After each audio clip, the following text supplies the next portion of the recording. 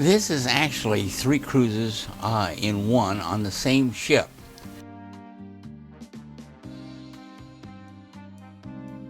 The first cruise is 7 days in length, and it is to the Caribbean. We only make 3 stops at Roatan, Belize City, and Cozumel. Cruise 2 also starts back at Houston, and this goes across the Atlantic to the Canary Islands, and then it stops at Cadiz, Gibraltar, Rome, Monte Carlo, and Barcelona. Now that's a 20-day section of the cruise.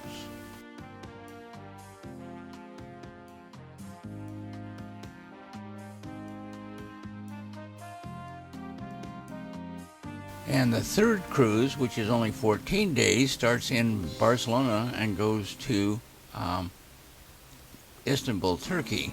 Now it stops in Florence, it stops in Rome, it stops in Kotor, Athens, Santorini, Crete, Rhodes, and then a tour into Ephesus, and finally to Istanbul, Turkey. Now we spent a night in the hotel, then took shuttle service back to the hotel where we boarded a very large bus, and that took us to the port. This is going back some refineries, and look at the flame coming out of that pipe there, the excess gas.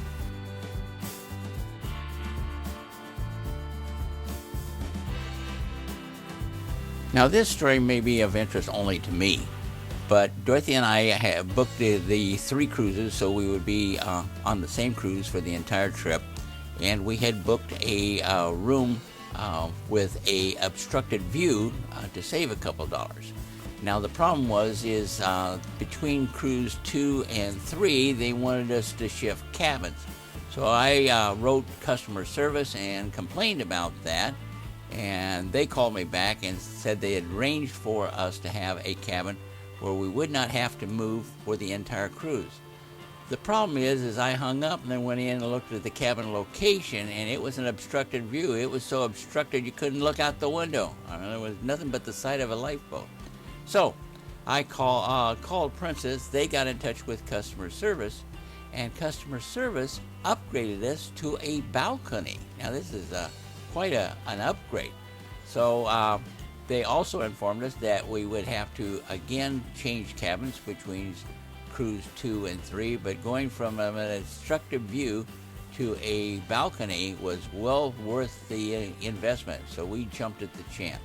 We had a nice balcony the rest of the trip.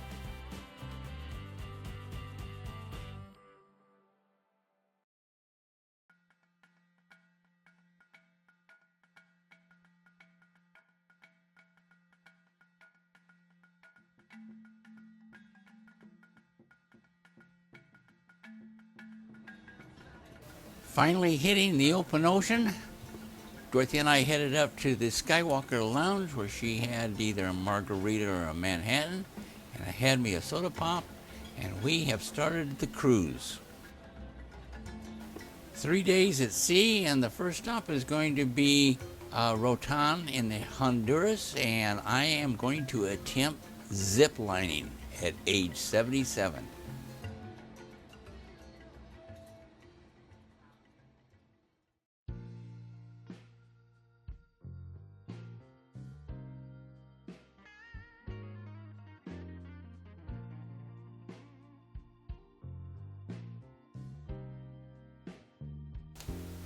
Travel story number 3, zip lining and cave tubing. Boy, did I get a lot of feedback on should I or should I not go zip lining. Yes, no, maybe, buy a GoPro camera. What most of you do not know, I am an expert at zip lining. Yes, indeed. I first went zip lining 65 years ago. Hard to believe, but true. I was 12 years old. We had a large pepper tree in our backyard. My friends and I had built 2 tree houses on the extreme ends of the tree, one higher and higher than the other. We rigged a cable from one tree house to the other, attached a pulley and a rope, and zipped from one to the other. Therefore, I am an expert. There is also built into my character the ability to blame others for my own actions. Therefore, it is all Don West's fault that I went ziplining at the advanced age of 77. Let me explain. Don was down here in Rotan about 3 months ahead of us. Don, 40 years ago, also belonged to a group called Army Paratroopers. This is a group of men that would jump out of perfectly functioning aircraft. These are not well people, and Don says, go for it. Yet even this is not why I decided to go ziplining. That fact is, the video club I belong to will love this. I went ziplining because I wanted to take videos while speeding through the jungle at 400 miles an hour, while hanging on for dear life, wondering how I got myself into this situation in the first place. Totally because I wanted to get the entire run on video. Now, there are 2 zip lines in Rotan. One is marked easy and one is marked advanced. The advanced route is 1,600 feet in length. What is that? A football field and a half. There are, in reality, 6 stations on this route, meaning that you zip from one platform to another platform, switch to a new set of cables, and zip on to the next platform. This actually gives one time to contemplate, how did I get myself into this mess? At least 6 times. The zip line is not done in a chair, it is done in a harness. Therefore, there are 2 straps and clips on the pulley and one longer strip with a clip to a second cable. That is called the safety line. Helmets are issued, and yes, one man was equipped with a GoPro. Cameras attached to his helmet. The first indication that I may be in serious trouble came when they loaded 8 of us into what looked like an excessively worn out old pickup with wooden benches and wood panels to keep us from bumping out. Next, the road cannot be called a road through the jungle, more like a donkey cart path, and what is exciting is the runoff from rain has created a gully where the driver must put the tires on both sides, up and down one mountain and up the next. It's going to take a week to get my bones back together. So we arrive at the first station, and again I realize certain problems have to be overcome. We're given a set of old worn leather gloves. We are instructed that with the right hand we are to place on the overhead cable as far behind us as we can reach. This is to prevent us from rotating while on the zip.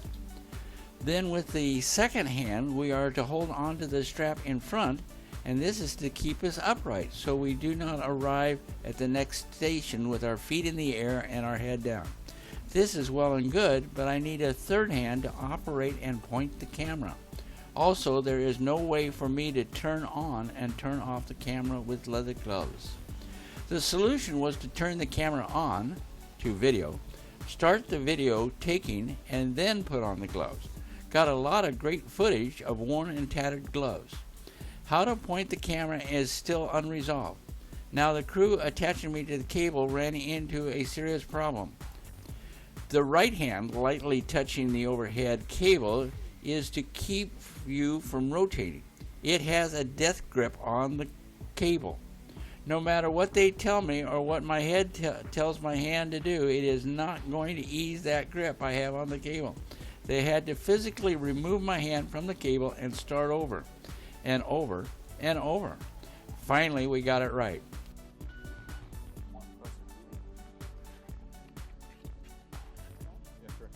Okay, it is on.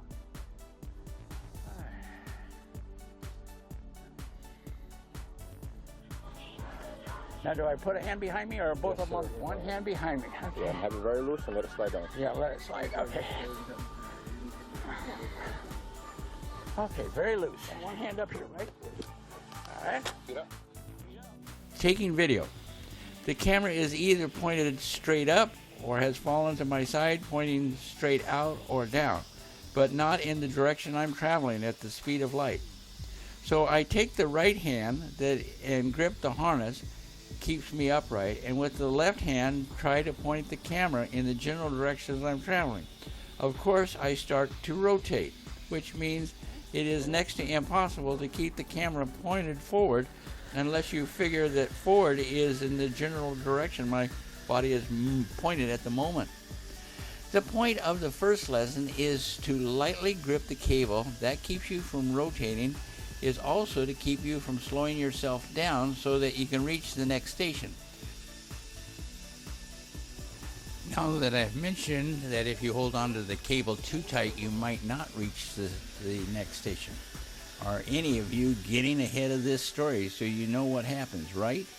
So on the last and final leg of this insanity is a very long ride over a lagoon and across a sandy beach. Got the picture? So I am trying to keep myself from rotating, trying to keep myself upright, trying to take video. And yes, I came to a halt 30 feet short of the final station, just dangling. A man hooks on his harness to the cable and comes out to me, wraps his legs around me, and then hand over hand drags me to safety. Dorothea was waiting on the beach and took one very good photo and some video of me being dragged back to the final station. Did I get any video? Oh yes, lots and lots of video. I got the sky, I got the landscape at either a 45-degree angle or a 90-degree angle, far from being straight and level.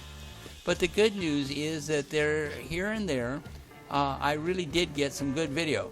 The trees and the vines are passing and a clear shot of the cable ahead of me. It will take some editing, but I did get my money's worth. What cannot be replaced is the aging I went through while getting the videos.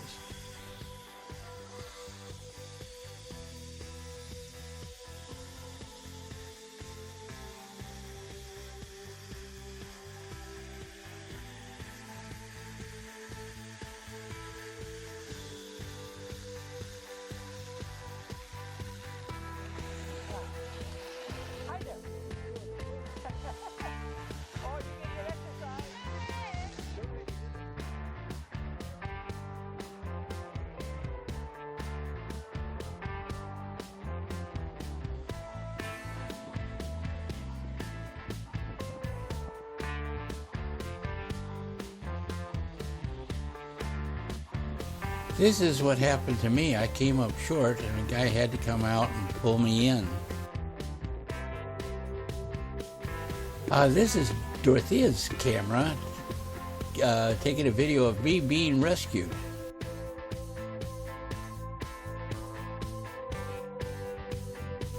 Well, Dorothea and I finished off the day by taking a gondola ride out to one of the major beaches, walking through the sand and getting our feet wet. Had a good time, and then back to the ship, and that was the end of our trip to Rotan in the Honduras.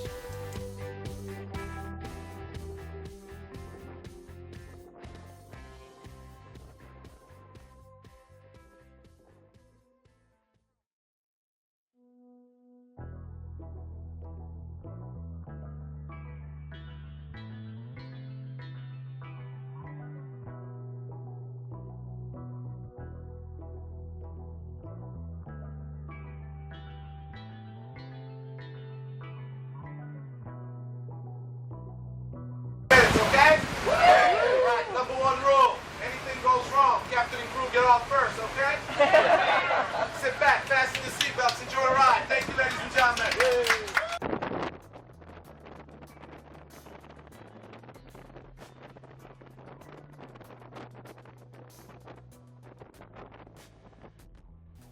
Now, Belize City is the second of 3 stops in the Caribbean.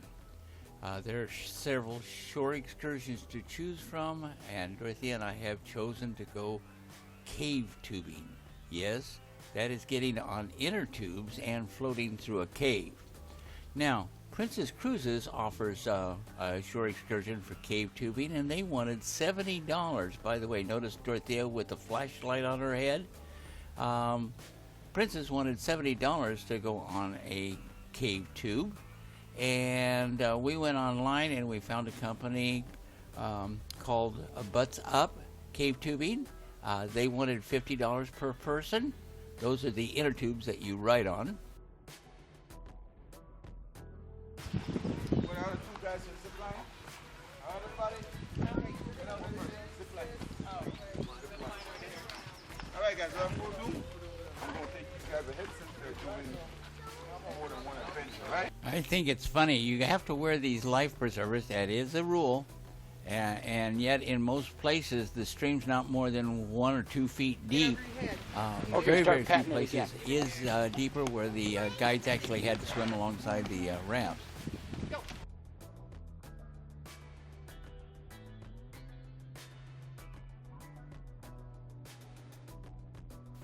Let's kind of start here back at the beginning. The tour company was waiting at the curb, and the ride to the national park from the city, don't ask me the name of the national park, was just over 1 hour, so it's quite a ways out.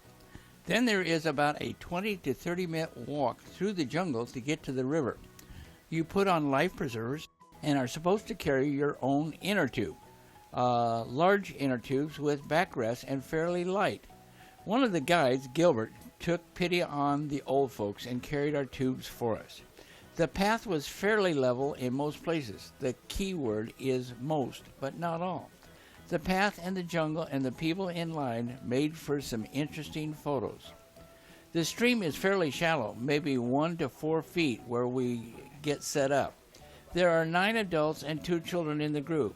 The inner tubes are laced together 2 by 2. The guides walk, 1 in front and 1 in back. There are a few places in the caves where the guides did have to swim, but most of the way they just walked. Again, I wanted to take photos and videos of the tour. I had bought a $16 disposable underwater camera, and just before we got off the ship, it dawned on me that there is little or no light in a cave. Therefore, I suspected that underwater photography was not going to work. Boy, sometimes it just takes forever for me to catch up with the obvious.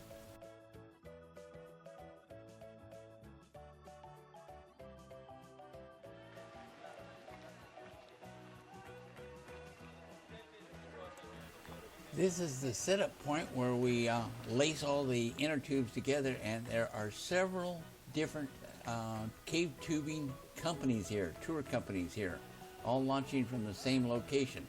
And there goes a group into the cave.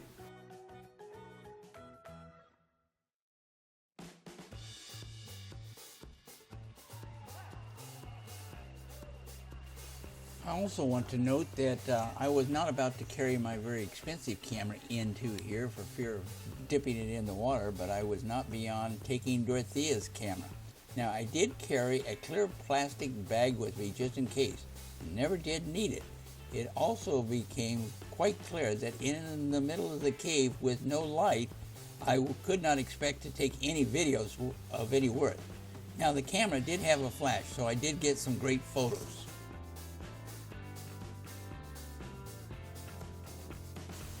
All right, here we go.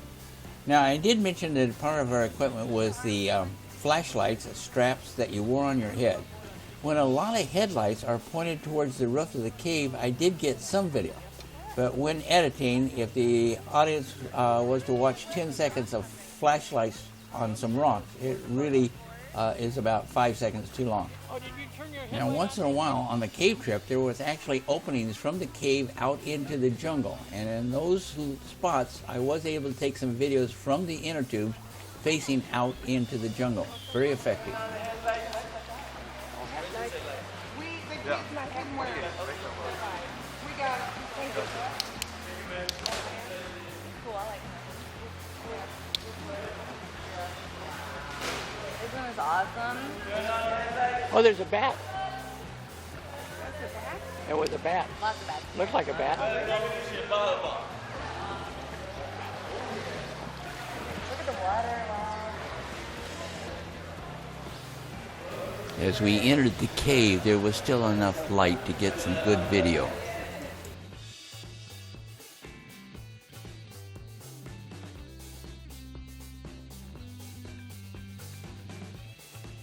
Not too good with the video. Maybe. There's some light down here, but not much. If I shoot it down at the water level.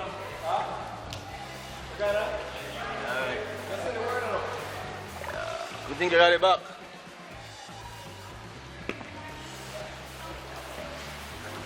From time to time, you'll see the lights from our lamps that we wear on our head shining on the ceiling of the cave.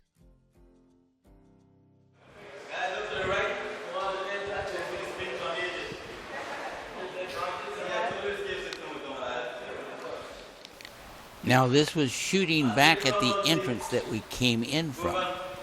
Periodically along the route, we will find openings from the cave out into the jungle.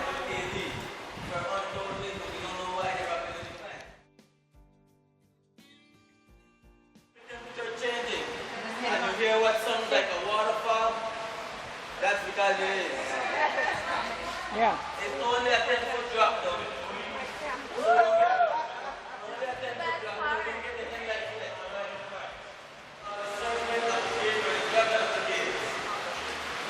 Can you see the sparkle in the rocks?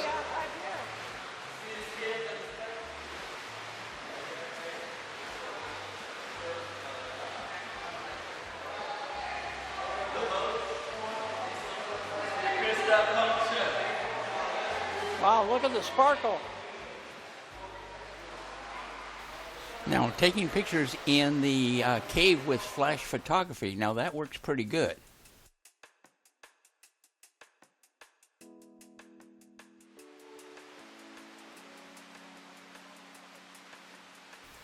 As we drifted through the cave, we came across several openings out into the jungle.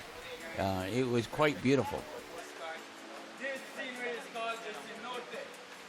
Cenote is a mountain.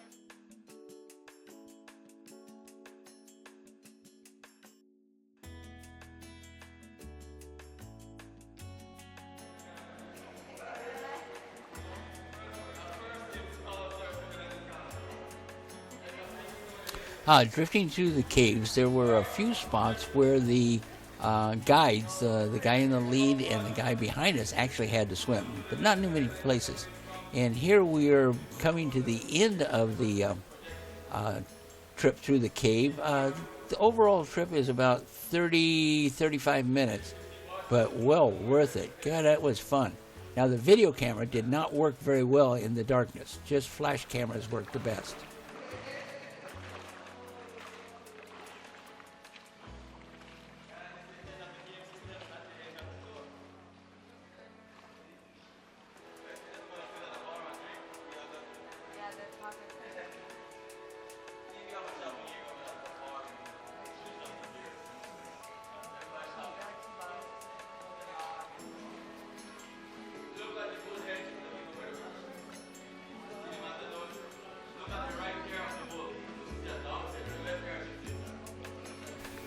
Now, even though the trip through the cave was only about 35 minutes long, once you're out of the cave, you still float along through the jungle down to a swimming area, which is also right near where we beach the inner tubes and walk our way back to the tour bus.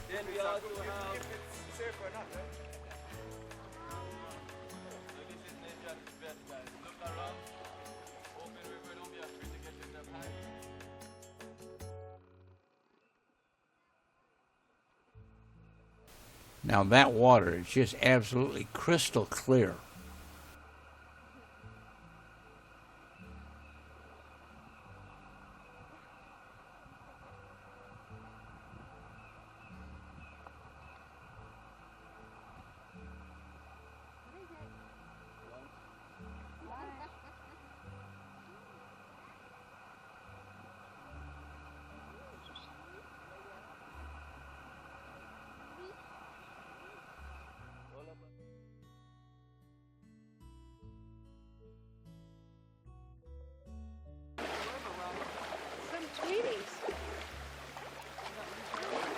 You getting good video? Only tour guide. I have no idea, You guys see? but I shot a lot. Oh, cool. That's a good thing. You have options. Editing. I can never shoot too much. You can only get rid of what you have. Exactly.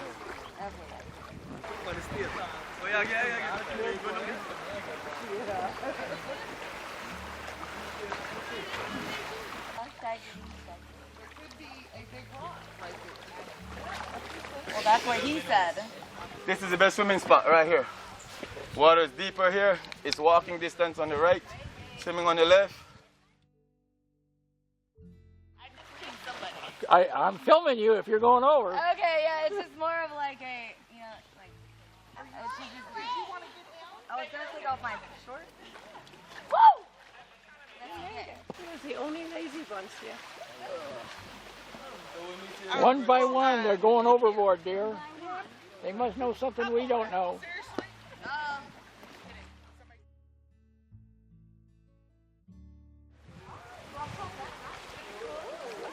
You realize it's just you and me, babe? Yes.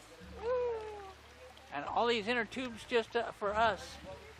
And we got our own private guide, Gilbert. So the trip is over with. Then we walk back to a restaurant or cafe, whatever you would like to call it, near the entrance of the national park, and they served us with some homemade tamales. I mean, they were delicious. So this was a fun trip.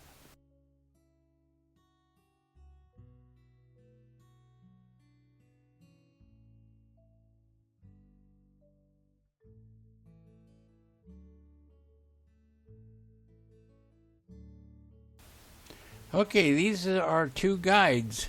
One that walked up in front of the inner tubes and one followed along behind.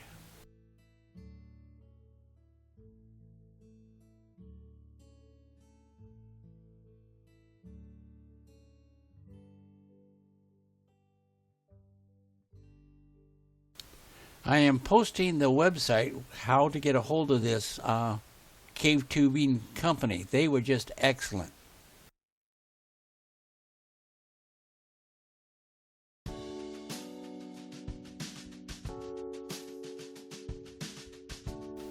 Now this was a 7-day cruise from Houston, Texas to Houston, Texas by way of the Caribbean. And we only stopped at 3 ports, and the third port was Cozumel. And the thing I wanted to do in Cozumel was go snorkeling. Now I haven't been snorkeling in 25 years. And again, like I said, I'm getting up there. But I bought this disposable underwater camera for a whole $16 and wanted to try and get some pictures underwater.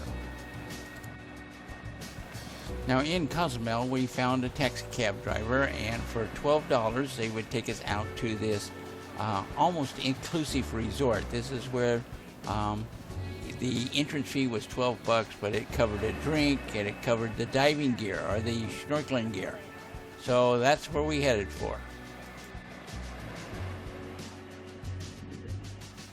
Now I'm really not having problems getting into the water. It's actually that the below the surface is completely sandy. It's a little bit rocky and it's a little bit hard to keep your footing. Now I actually sat down in the water, as it is easier to put on swim fins when sitting down.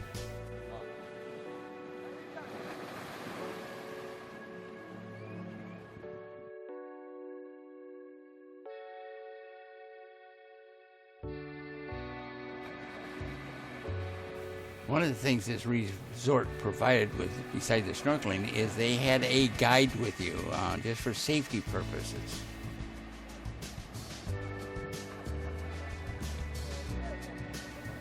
Well, I will say this. The water was nice and warm. The water was clear. But as far as underwater photography, there really wasn't a whole lot to take pictures of. Now, I've been diving off the Great Barrier Reef in Australia, and I've done some snorkeling along the reef in Fiji, and it's extremely picturesque. This wasn't picturesque, but at least at my age it was an exciting adventure. I did get some pictures with that underwater camera. Remember, this is a $16 disposable underwater camera, and it did take some good pictures. It just simply wasn't a lot to take pictures of.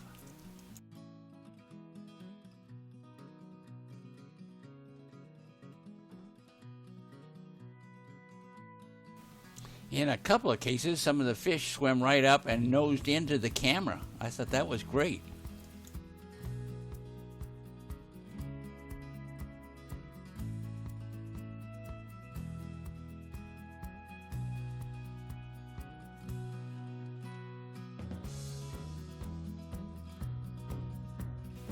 Regardless of not having much to take pictures of, I had a lot of fun. I haven't been snorkeling in a lot of years.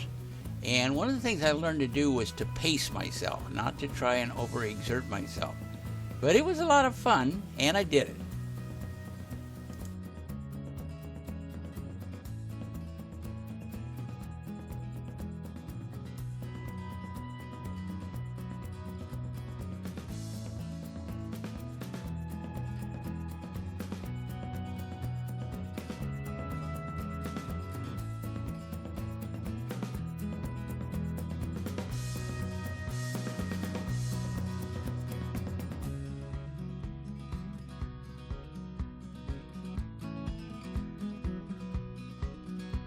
All right, we went back to the ship. I think we had lunch, if I remember right, and then we got back off the ship and went back into town so Dorothea could go through all the little tourist shops. Diamonds International seems to be at every stop. We went on a little tram ride out to one of the beaches. It was a nice, restful little ride. And that was our stay in Cozumel.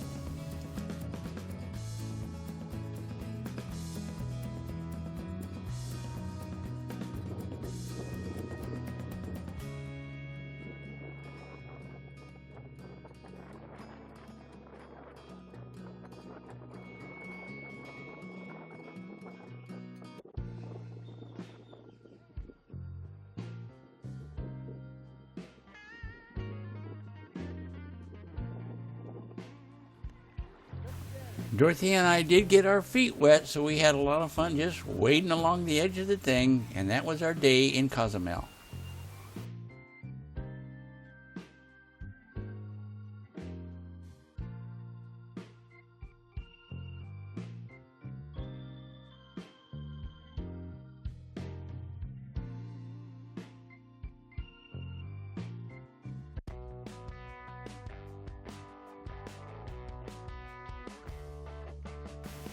Madeira. I don't suppose anybody really cares about the history of Madeira. It is part of the Canary Island chains. It is a territory owned by Portugal. That's about as much history as you're going to get. Now, from Fort Lauderdale to Madeira was 7 days at sea. Lots of entertainment, lots of good food, a lot of things to do, and very relaxing. Now, once we got to Madeira, we had a couple of things that we had planned. One of the big attractions on Madeira, of course, is the funicular. This is a gondola ride, like a ski lift, going from the old part of the city all the way to the top of the mountain. And then there is a toboggan ride down the hill that I will show to you later.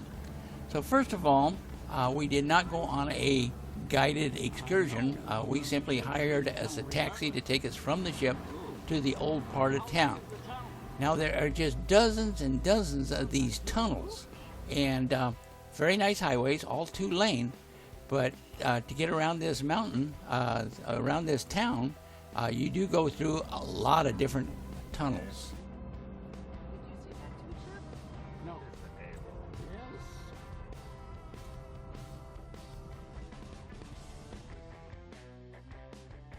Now, the funicular, or the gondola, holds about 6 people comfortably. And they're right behind each other, so there's a lot of transportation going up, and there was not any waiting line. I guess we got ahead of the crowds to get on board. So that's the first thing we did, is get in the gondola and head our way up the mountain.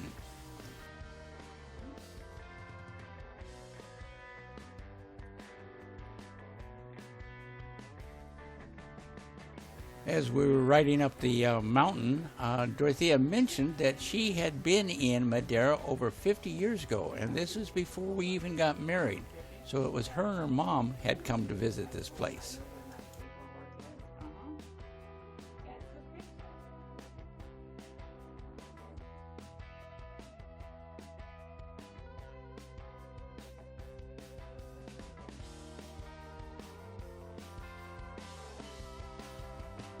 I'm guessing, but I think this ride from the old town all the way to the top of the mountain was close to 30 minutes. It is a long ride, and the views are just spectacular.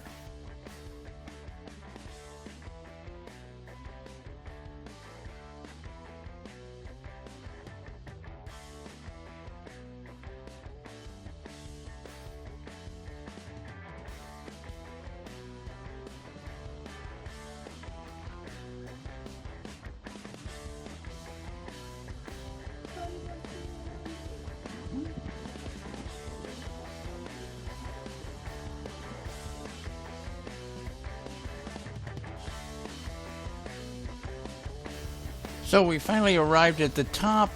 We did not want to take the toboggan ride yet, so we decided that we would visit some of the churches that are way up here on the hill.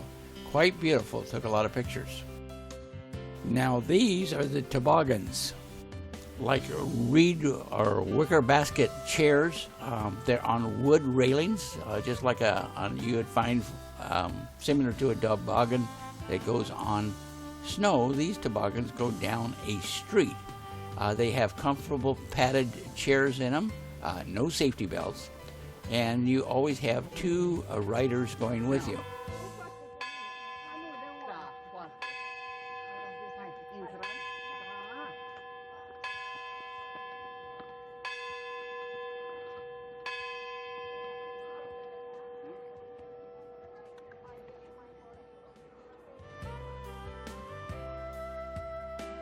This is a very pretty church. We went inside, took some photos, walked around. It is quite beautiful. I have no idea what denomination. I suspect that it is Catholic, but the interior was very, very photogenic. Now, there was also landscaping around the church. There was ponds with swans in it. So we walked around and enjoyed it. And this, again, is waiting for the gondolas to get started.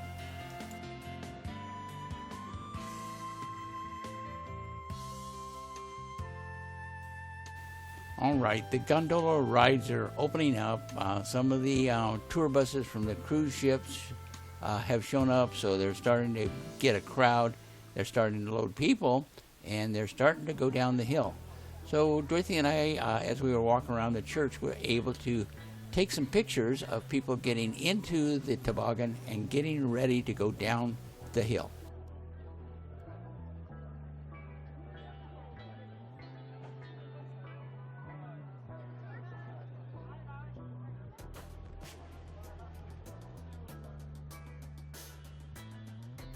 Dorothy and I continued to walk through the area around the church. There was this beautiful pond with a single swan and the reflection on the water. It was just a picture shoot, so we had to take some pictures. And then we had to go get in line.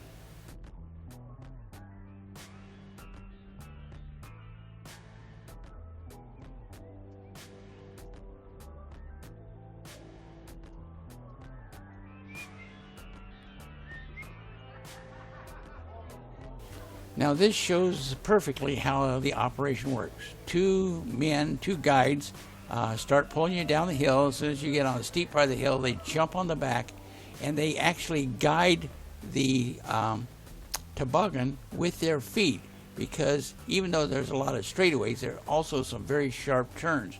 So they drag their feet to make the turns.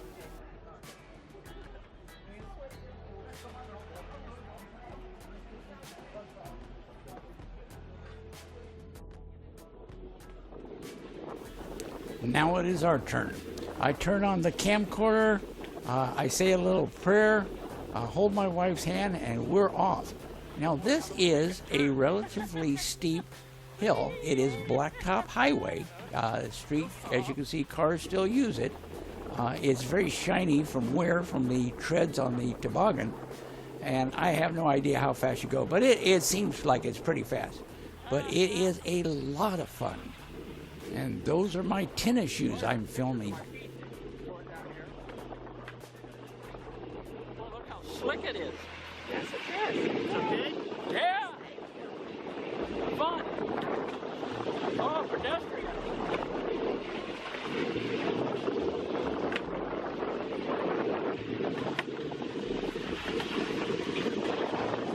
Oh, look at this city.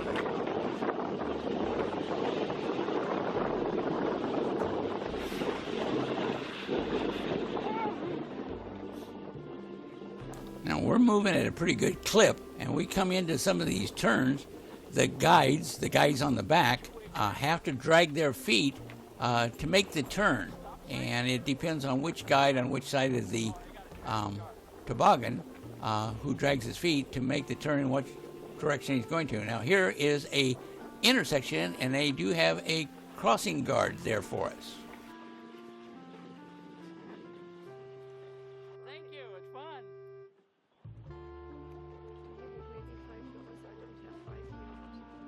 Yeah, I do, I think. Now you notice the water running alongside the edge of the street there. that comes into a part of our story later on.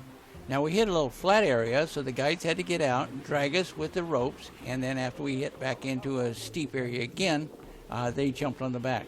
Now this total ride is about 3 kilometers long. I believe that's about 1.1 miles. But it was well worth the money. I have no idea what it cost, but it was worth the money and the memories involved.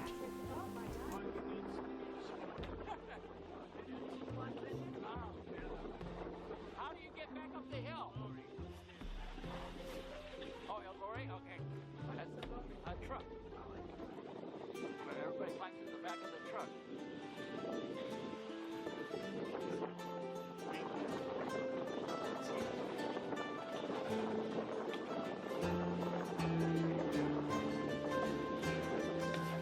Looks like this is where we get off.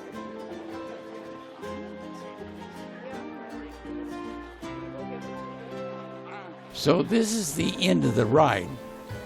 Dorothea tipped them, and they were very insistent about being tipped. And then it is about a 3-mile walk down the rest of the hill to the old part of town where we took the gondola up. Now, my wife wants to walk it. Well, this is pretty steep terrain. It's a road, but it is still fairly steep. And before I'm halfway down the hill, my toes are jammed into the end of my tennis shoes.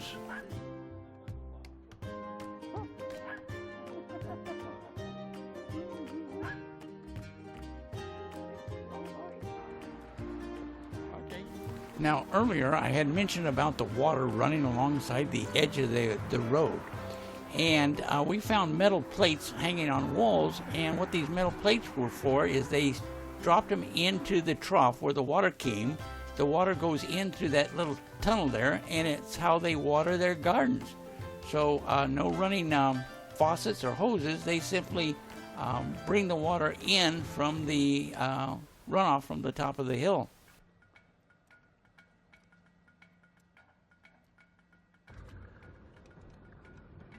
Now, we're about halfway down this long walk, down this long hill, and a taxi driver pulls up beside us and says $4 to the center of town. I didn't give Dorothy even a chance to blink before I had her in the back seat of that taxi.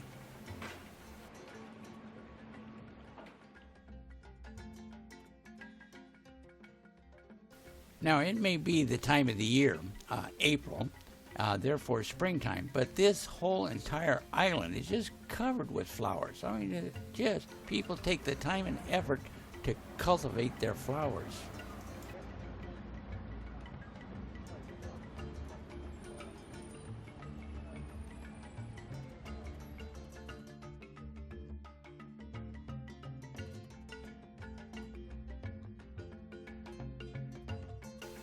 Now, it's still a healthy walk back to the ship. Remember, we took a taxi from the ship into Old Town.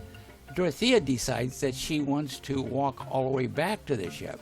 Poor Chuck has to stop and take a rest from time to time. Anyway, it was a lovely walk. We made it all the way back to the ship and went up to have some food. And we noticed on shore, we hadn't left yet, was a falconer, a man with a large bird out flying it.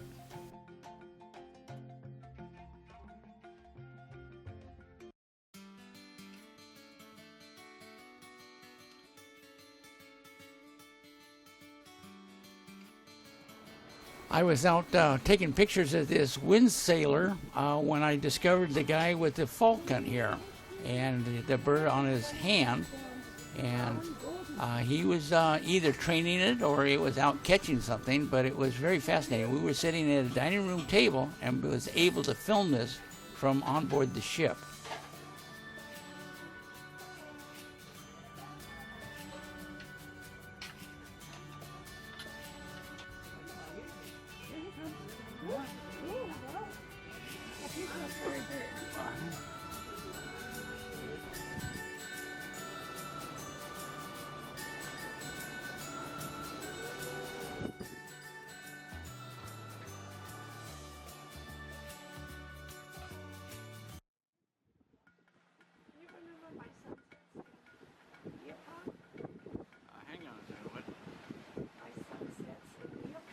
From Madeira in the Canary Islands, then 2 days at sea to Cadiz, Spain.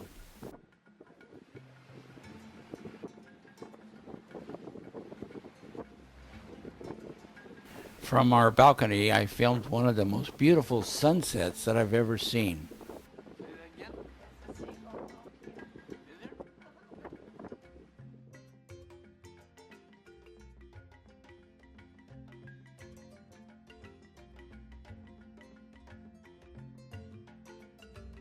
Cadiz is thought by some to be the oldest city in Europe, founded in 1100 BC by the Phoenicians, who called it Jadar, and traded Baltic amber and British tin, as well as Spanish silver.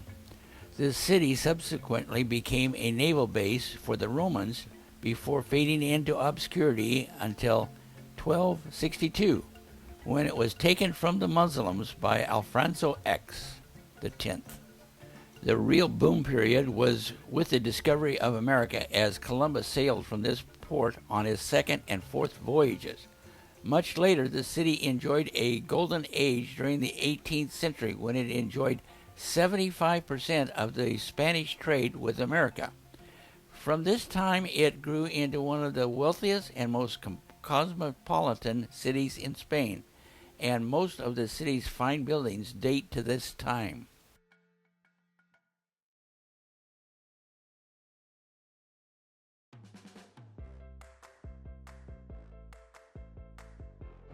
Communion or something like that, yeah. Dorothy and I finally figured this out. It was a young lady on her way to confirmation.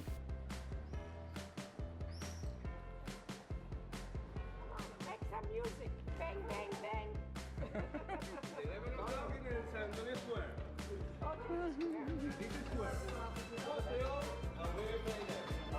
Right there. Oh my God, look at them all. Good morning. Speak English. Where are we? Where are we on the map?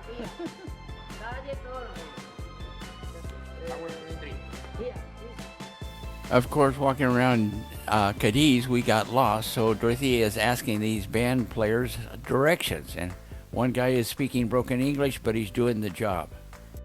It's better in this street, Sacramento. Can you see here? Until here, and then you get the purple way. Okay. So we go that way? And Sacramento is That way. Oh, that way. yes, Okay. Down the street. yes. Watch out.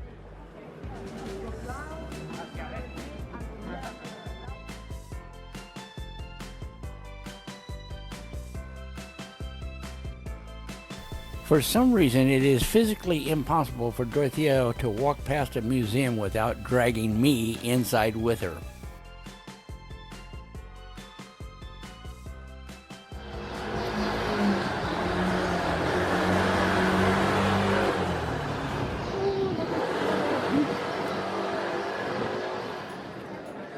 One of the things that Dorothy and I dearly love to do is we get off the ship and we go out on our own. We had gotten a map. The map had some blue lines on it, some yellow lines on it, and surprisingly enough, we found out in the city they actually had painted blue lines on the cobblestone streets, yellow lines, red lines, that would take you to on certain tours. That was interesting. Then another thing that we had heard about this city, since it is extremely old, that there were 3 arches that we went looking for that were built by the Romans. Now, in our wandering around the streets, we actually did find them. So anyway, we just had a ball walking up and down these small areas. Some alleys were better than others. Some led to some interesting business districts. Oh, there's one of your arches. Oh, yes, there's one of them. Yeah. There's 3 of them about. These arches that we're looking for were built by the Romans, so we have found 2 of them while we're on this trip. Okay, this was arch number 2 that we found. We never did find arch number 3.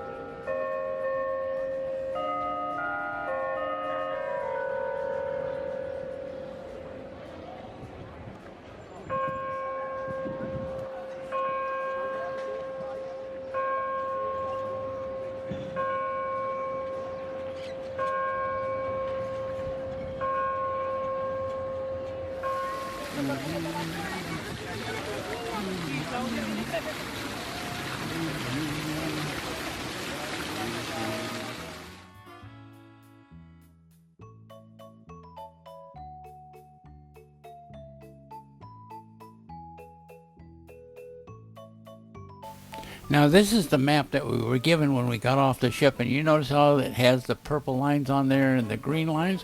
Well, these are walking tours, so you just follow the lines, and they're painted on the roads.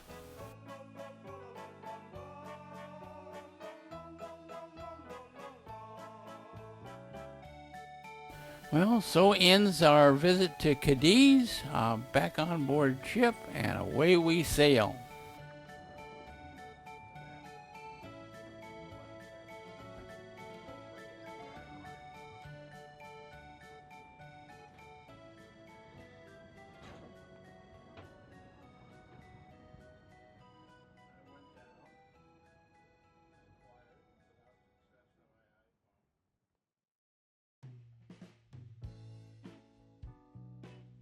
Second stop as we entered the Mediterranean was the British colony of Gibraltar. This is right at the entrance, and from Gibraltar you can see clear across to the African side. This is early morning photos of the moon as we came into the harbor in Gibraltar, and then we started our day.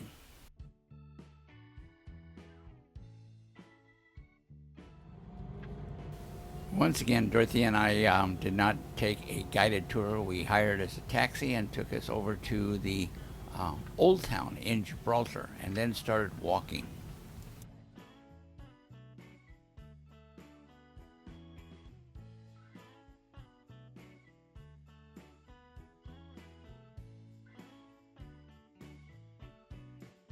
We got a pretty early start as we were walking through town, so a lot of the shops along the way were not open. But yeah, it's largely for tourists in here, but they have maintained things well. Interesting to walk through. Lots of statues.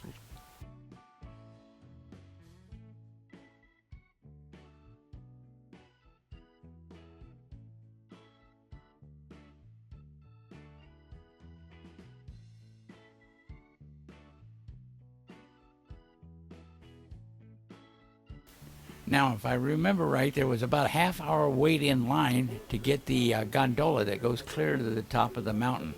And of course, we're looking towards finding the monkeys. We've heard all about the monkeys or baboons that dominate the top of the mountain. And also, I've been told to watch out for jewelry or glasses hanging around my neck. The little suckers will steal it.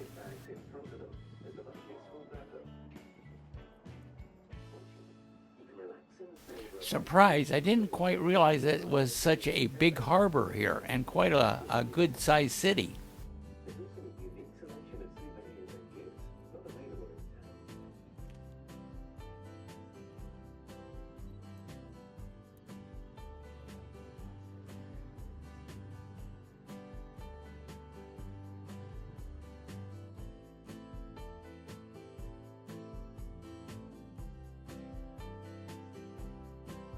I have been corrected. They're neither monkeys nor baboons. They are apes.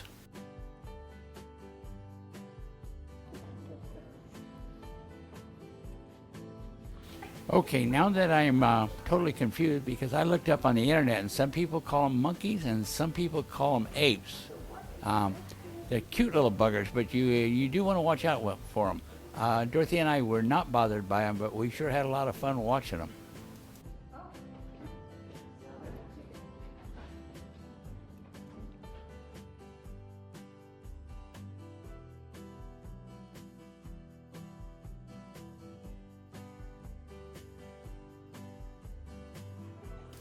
I didn't quite realize that on the western side of the rock is a gradual but steep slope to the top. And then on the eastern side, facing towards Turkey and Greece, is a sheer drop-off. So a little bit of history about Gibraltar. Okay, apparently the British captured this rock in 1704 with a war with Spain and kept it. Now, there were several battles since then. There was a treaty in 1713, this made the territory a British colony. Apparently, there was one last great siege that lasted from 1779 to 1783, and that was the final loss of Spain. They have not attacked since, and it has been in British control. And it really does oversee the entrance to the Mediterranean, so it is a very, very good military important site.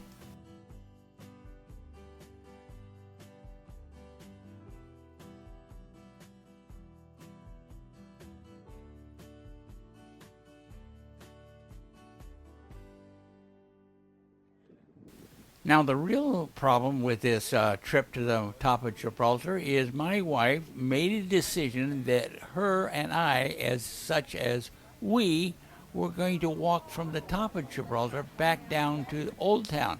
This is about a 3.5 mile downhill walk. Wow.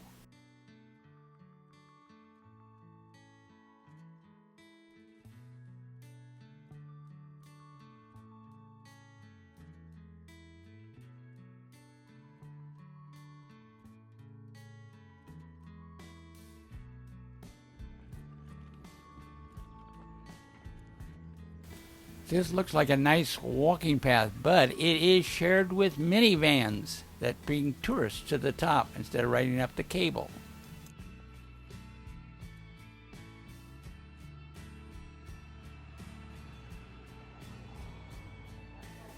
There is one well-known cave, one large room that you get to go in. You can walk down into it, but one large room that you can see. And then they have lights changing color. So it goes from red to blue to yellow, etc. So it was quite picturesque, typical tourist thing, but quite pretty.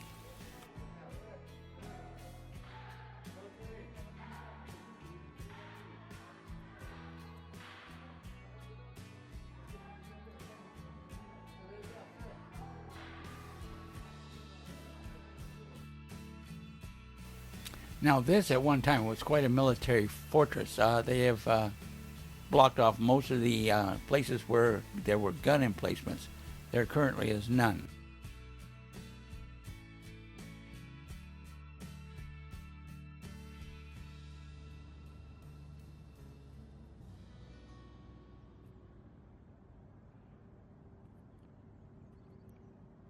I will have to say this, walking down from the top to the bottom 3.5 miles is an unusual and unkind form of torture. Since it is a downhill grade, my feet slide to the toes of my tennis shoes and are cramped up and they hurt. But Miss Fuss Budget says that we have to go all the way.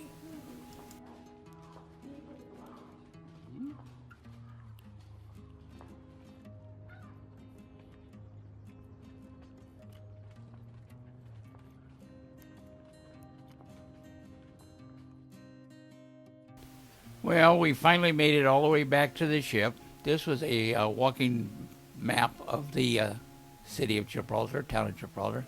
Anyway, we made it back to the ship. We were so tired that I had to climb the stairs in our ship by sitting down and lifting myself to the next step. I mean, that's getting tired. And then I turn it off.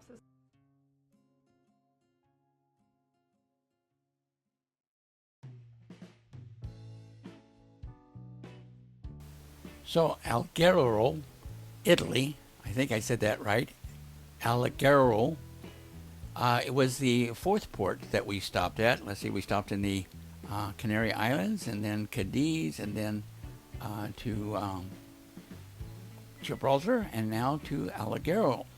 So Dorothy and I, once again, out on our own, doing our own thing, and we came across this little trolley here, and I don't remember, it was cheaper than dirt, and rode around the city. Now, this is a two-part city. One is a city built inside the fortress. The fortress was built several hundred years ago, and there's a city within the walled fortress, and then there's the city outside. So there's a lot of history here, and actually very, very picturesque. So we got in the little trolley and rode around and took a lot of pictures, had a lot of fun. Then we got out and we went walking, as usual.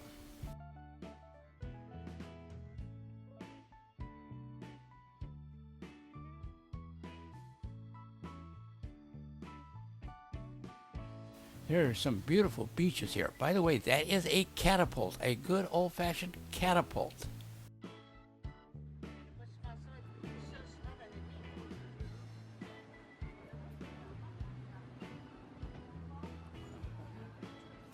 Of course, there was more than one of these little trams running around.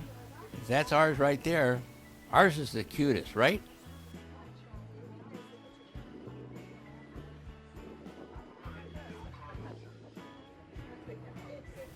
Wow, some of these streets almost look like alleyways. Actually, they are streets, extremely narrow, as you can see how close the tram is on both sides. You know, sometimes I wonder why these historical sites are maintained so well. Is it truly to preserve history, or is it make for a very great tourist attraction by maintaining these? So there's profit in maintaining history. I am amazed how well the video camera works while walking and holding it. That high definition they have now stabilizes really well.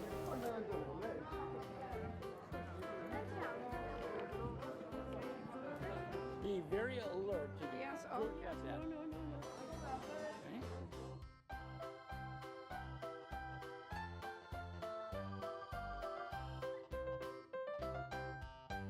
Now, Dorothea forced me to eat some of this gelato ice cream, and she says that I pronounce it wrong, but that's the way it is, gelato.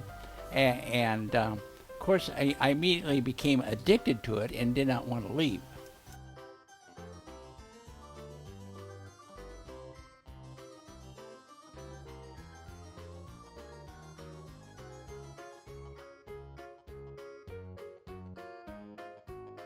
I swear, Dorothy and I have more fun just walking the streets of these cities all on our own, exploring the alleyways and the little stores and the people going on.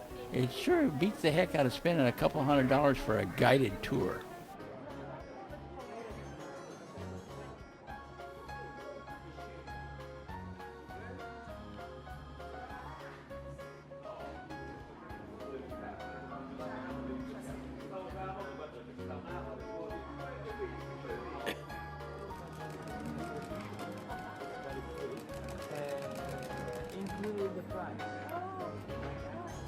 For some reason, my wife wouldn't let me have a second cup of this beautiful, wonderful ice cream.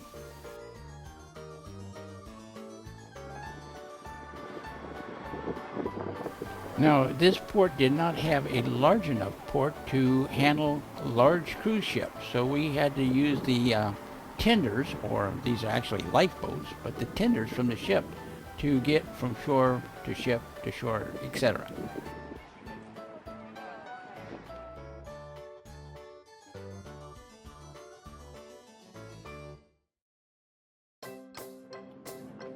Dorothy and I got on the tender first, so we got to go up and sit at the upper level so I could shoot some video from the top of the tender as we head back towards our ship.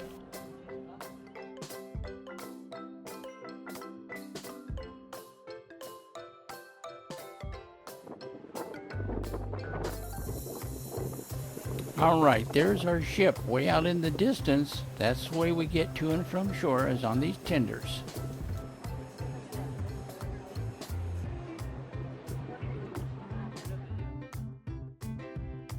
Another shore excursion, successful and fun.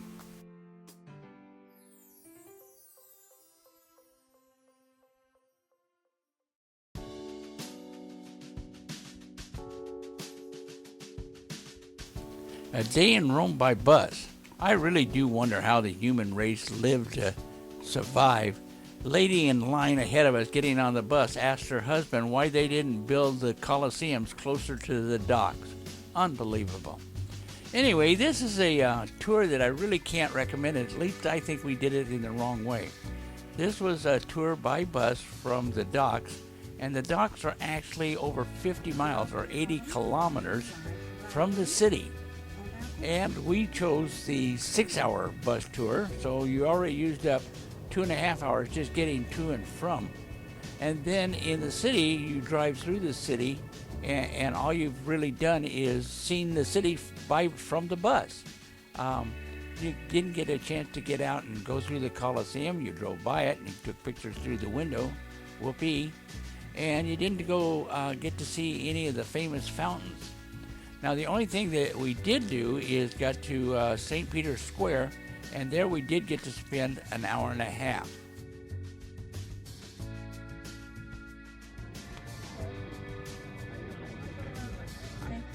I think that the only way to really see Rome is to spend an entire week there, camera in hand.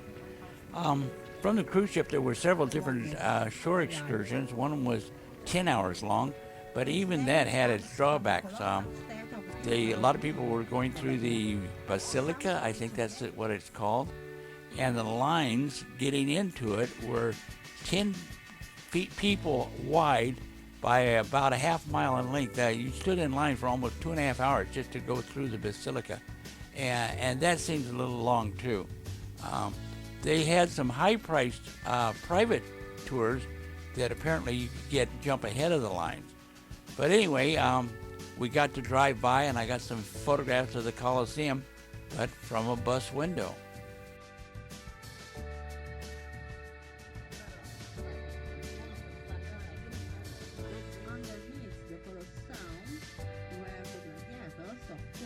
A lot of the historical sites were under renovation, as you can see right here on the Coliseum. Now, there are guided tours, so you get to walk through the Coliseum. That would have been fun, but we were stuck on the bus, and so we just missed out. The church of Santa Cruz Madamiano and the Vittoriano, the white monument.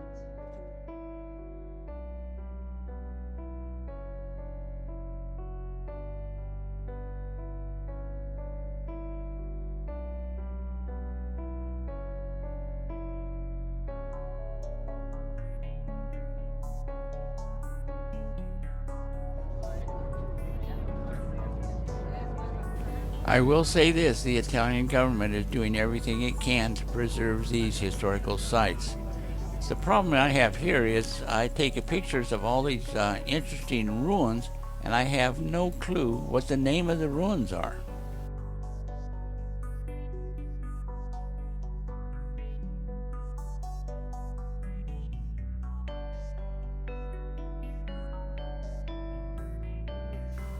Sometimes I feel it's a little sad. I take all these beautiful videos of all these historic buildings, and I don't know what the heck it is I'm taking pictures of.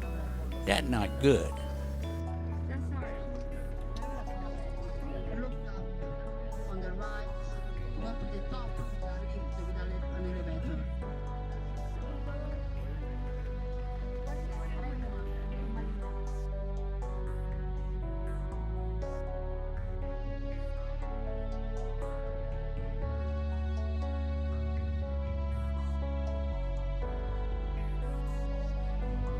Picture on the right. You know, I keep thinking how much fun it would be to get out and walk those stairs up to that beautiful building and find out what the true history is. But alas, we're on a bus that keeps on moving.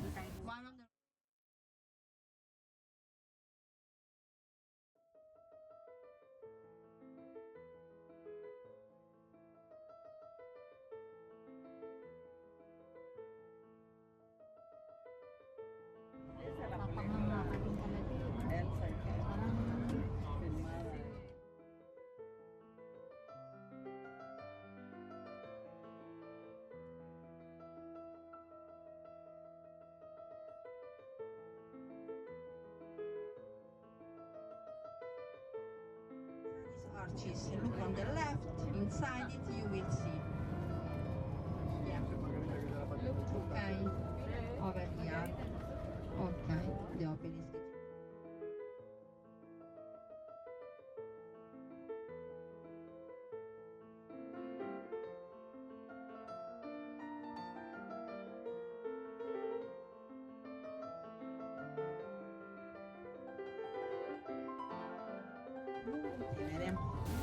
Those are houseboats, people living on their boat on the river. Oh, the people come here also to run at the sides. And you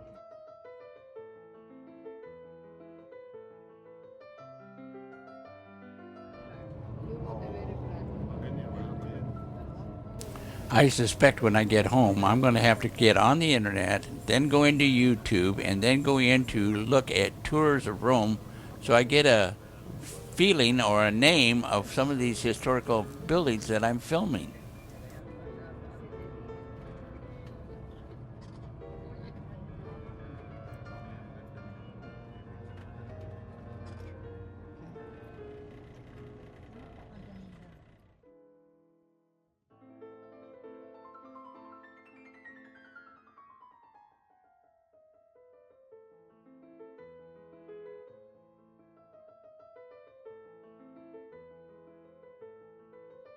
underground railway construction. Now we get to drive past the Colosseum again in another direction.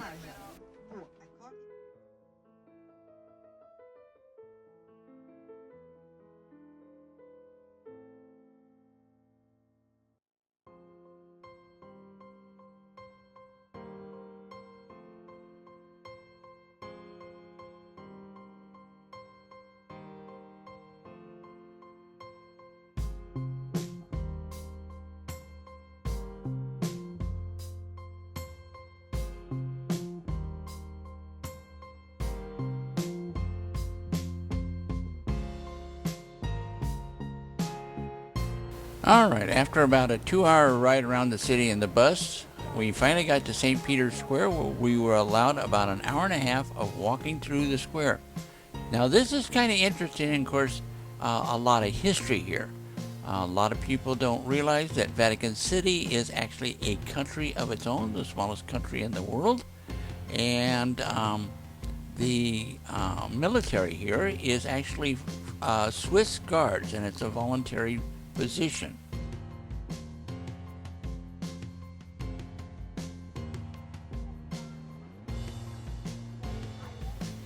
Apparently this morning the Pope came out on the balcony and said a blessing or something like that, but that's why all these chairs were set up as people came in to at least see this scene or episode or whatever you want to call it.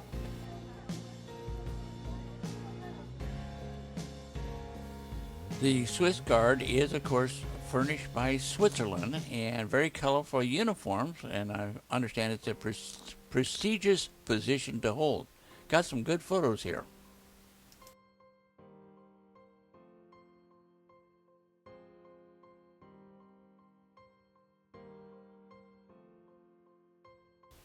Now, off on the left-hand side of St. Peter's Square is this museum with all these artifacts. It was rather interesting to go through and study some of the history in and around Rome.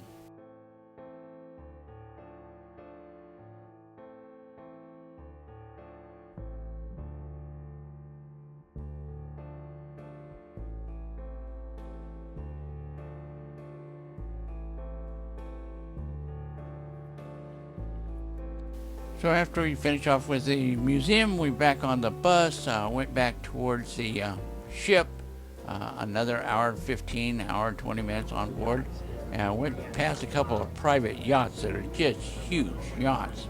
Anyway, I would not recommend a 6-hour bus tour. The best way to see Rome was probably go in and spend a whole entire week.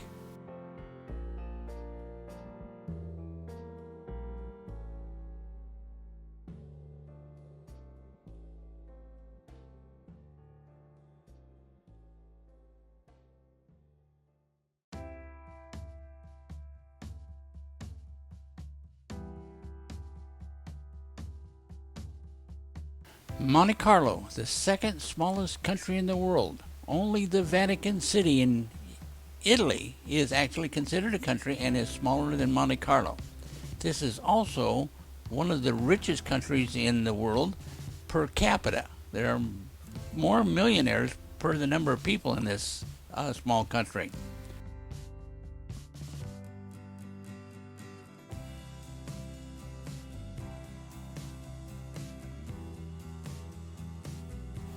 Now, Dorothea and I decided that we were going to get onto a hop-on, hop-off bus.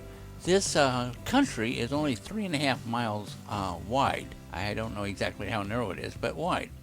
Now, so we get on the hop-on, hop-off bus, and the first thing we find out is we're only a week away from the Monte Carlo Grand Prix.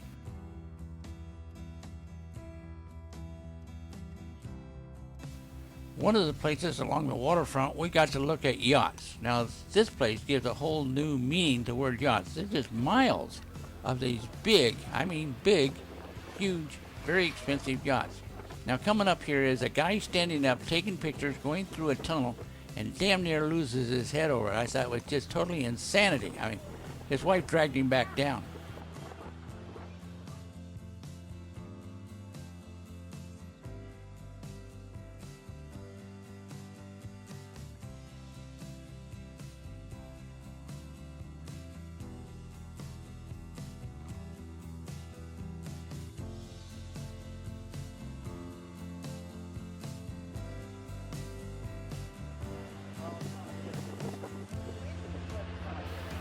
Now, one of the advantages of a hop-on, hop-off bus is exactly what it says. You can get off wherever you want and find another bus station where it stops and get back on. No additional cost. So the pass you buy is for the entire day. Now, Monte Carlo was impressive for a lot of reasons. One of the things is because it's such a tiny country and such a rich country, everything seems to be built right on top of each other. I mean, they have crammed the city together and built upwards. No major real high rise, but a lot of high rises. But it is just a crowded, put together city. Very clean, very interesting, a lot of fun to get off and just walk.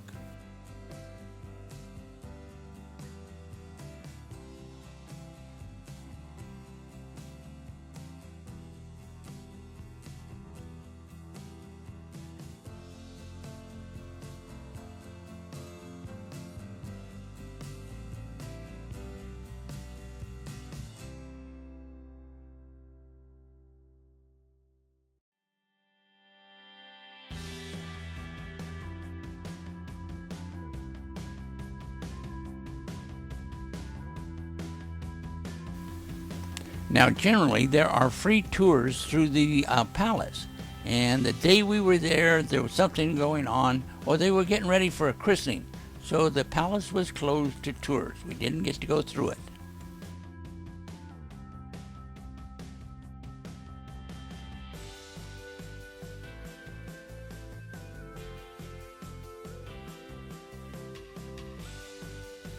I swear, I take pictures of these statues and then I have no clue what I just took a picture of.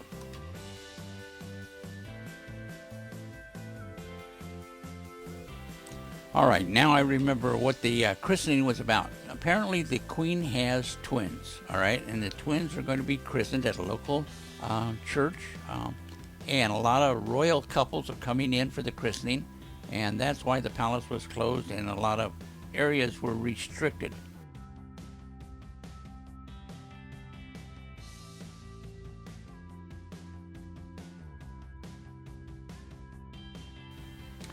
Dorothy and I did get off the hop-on, hop-off bus frequently and went for some walks through some beautiful parks. Just gorgeous sculptures, very, very beautiful country. By the way, the water surrounding the in the area of Monte Carlo is just crystal clear. I mean, you can see divers out there and how far down they can go.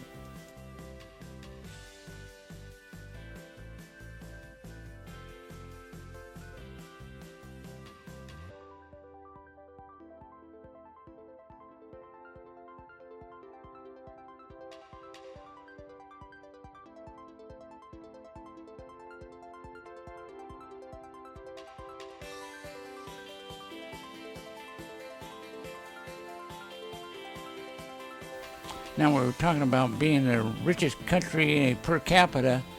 There's a lot of big yachts up there, but when you have your own private helicopter on the back of the yacht, that gives a whole new meaning of the word big yachts.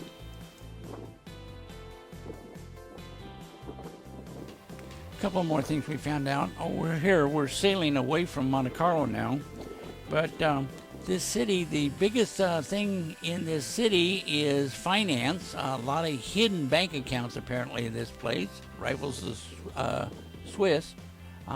Tourism is of course big, but surprisingly enough, the casino is no longer a big financial aid. There are no income tax here.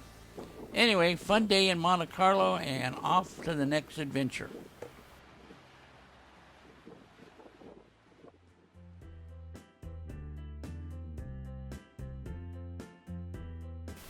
Welcome to Livorno. This is in Italy, and gateway to Tuscany area. A lot of the passengers went on shore excursions to Florence, Italy, and Pisa, Italy, where the Leaning Tower of Pisa is. Anyway, Dorothea and I missed Barcelona, which was the previous stop. Dorothea had been seriously sick for 4 or 5 days. She is now recovering. So we just went into town, did not do any shore excursion. We walked a while, rested a while, walked a while, took a lot of photographs, and finally, when she ran out of steam, we went back on the ship to rest. Now, from the balcony of our ship, we took several photographs of some buildings and some, what looked like bridges, but we're not exactly sure what they were. Strange-looking building.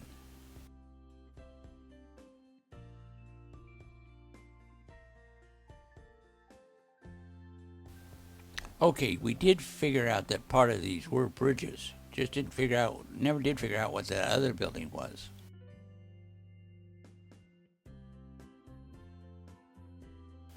It is of interest to me that all these ports at one time were heavily fortified, and this is long time before World War I and II, and they have preserved the walls and some of the turrets of the forts. And then, of course, we started to visit churches.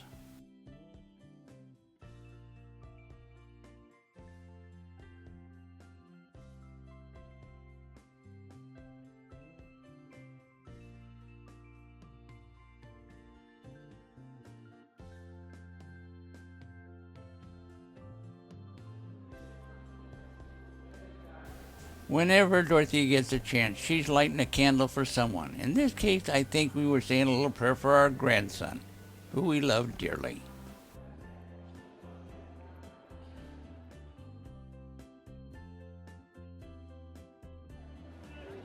And obviously, Dorothea cannot pass up a marketplace. We had to go through this marketplace up and down the aisles. Never did buy anything, but she just loves the open-air marketplaces.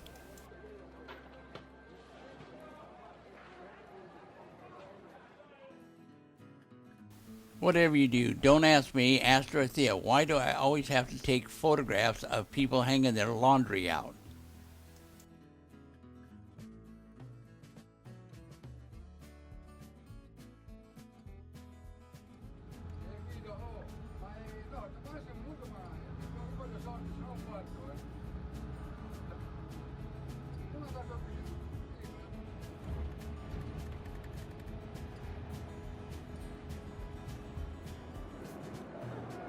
Well, Dorothy and I went back to the ship and took a rest, and from our balcony we could see that this was a working dock. There was a lot of ships unloading, a lot of containers, people driving their little car loaders, I guess you'd call them.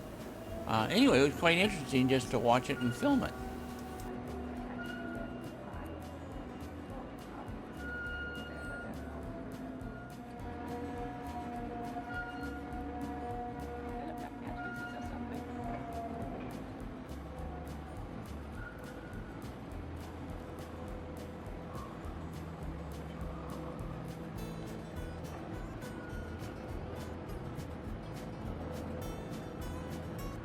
This guy way up high.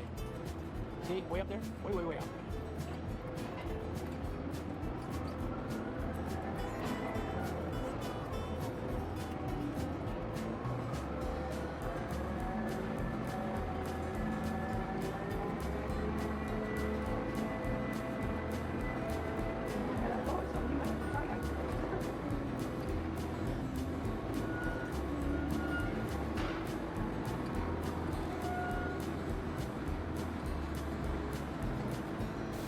Now, I believe that Dorothy and I walked back into town, so I hope I got these photographs in sequence, and started visiting more churches. Now, some of the churches inside were very photogenic. A lot of time, effort, and I hate to say this, a lot of money put into making these churches look spectacular.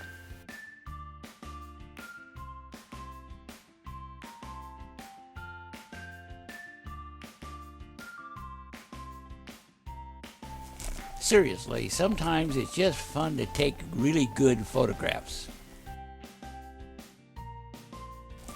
On the way back to the ship, we stopped at a little place and we got some of that famous, I can't think of the name of it, gelato ice cream or whatever it's called.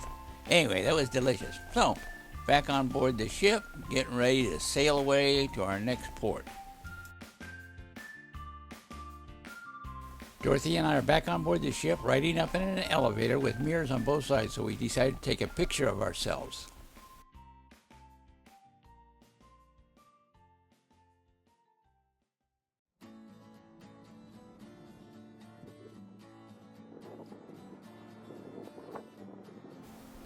Kotor, a small village in the country of Montenegro, the southernmost fort in Europe. We were told by the captain the day before, by that way that's a cruise ship out ahead of us. We were told the day before by the captain of the ship that this is one very beautiful entrance to this fjord to get to the small village of Kotor. He recommended that we would be up on deck at 6 o'clock in the morning so we could get some spectacular videos and photographs. So, trusting me, I was up at 5:30, got my coffee, got my camera, and headed for the uppermost deck on the ship. And that's when the problem started.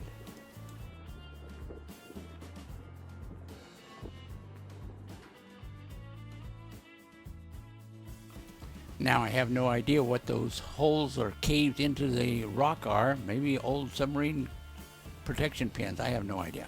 Anyway, the captain is right. It is a spectacular view, cruising in at sunrise into this ford, which is about 18 miles long. I'm on the upper deck with my camera, and I notice on my camera there is a setting called Creative Pictures. And apparently when you take one picture, it gives you back 6 pictures, but with each a different format, like it turns it into black and white or it puts a halo around the picture. It's very creative. So I tried that for a while, plus taking regular pictures, plus regular video. But let me tell you, after spending 2.5 hours or 2 hours up on the upper deck taking photographs and taking videos, I got back to my cabin and plugged the SD card into the computer, and I ended up taking 920 photographs. 920! I thought it was going to take me forever to pick and choose on those photographs. But I soon discovered I did not like any of the creative photographs. So out of the 920 photographs, I only kept 63. Now the good news is, in the afternoon when we cruised out of the fjord, the photographs did turn out beautiful. So that's my funny story about taking pictures with creative settings.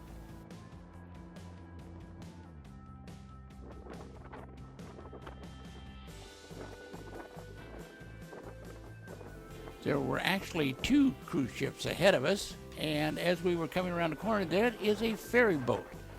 If going from one village to the other village, or at each extreme end of the fjord, it would be a 36-mile drive around, whereas a short distance by ferry boat.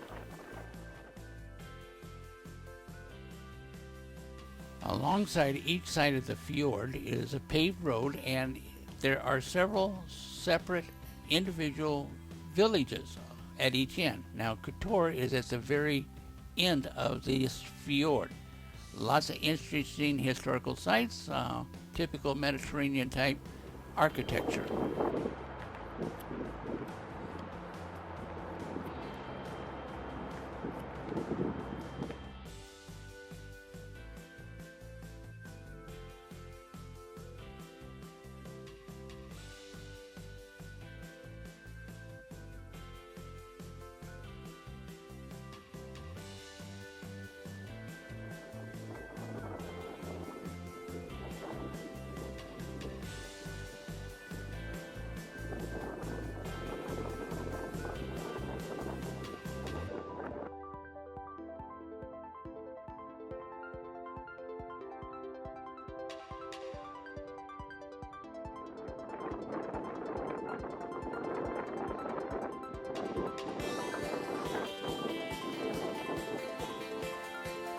Okay, the captain was correct. From entering the fjord till we finally got to the village of Kotor did take 2 hours. It was a spectacular 2 hours. Beautiful photographs, and we're looking forward to a land tour.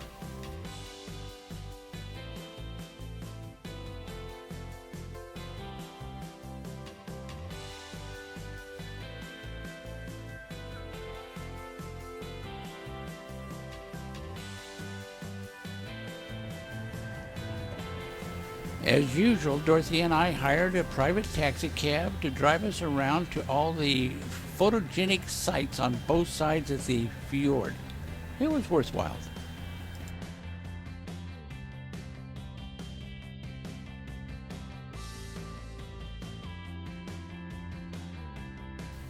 Don't quote me because I don't know for sure, but where these buoys are, I think that is a fish hatchery for saltwater salmon. Like I say, don't hold me to that, but I think that's what it was.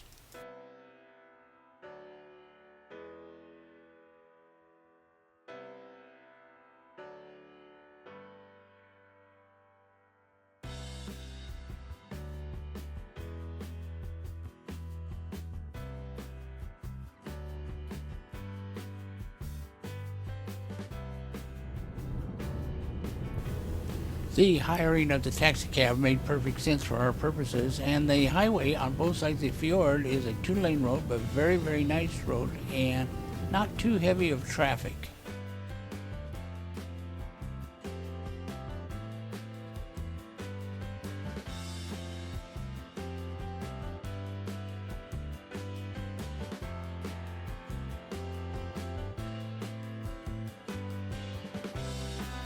Don't ask me why, but Dorothea just loves to go into churches, and of course I go into church with her. I have to take photographs, and this was a nun working in the church.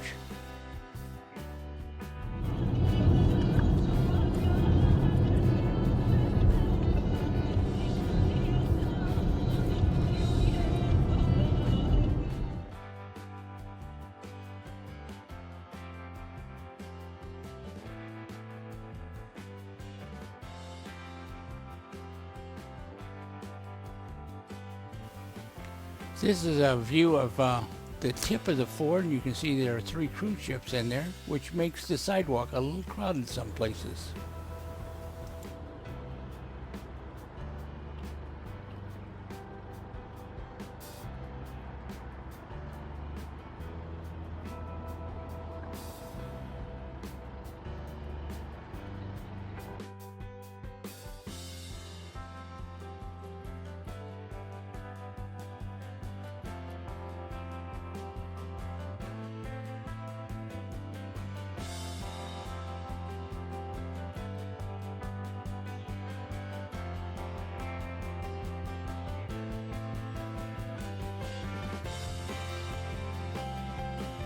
This map shows 3 of the villages that we visited while we were here.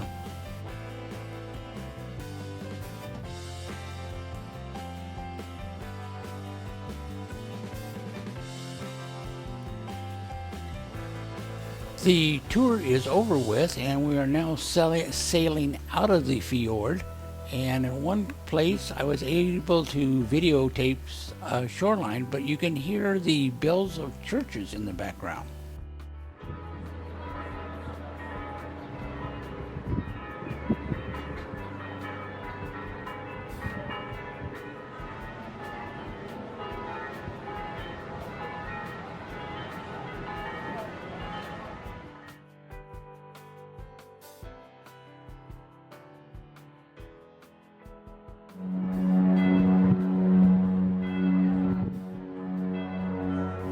That is the ship's horn blowing as we are leaving port, and you can still hear the bells in the background.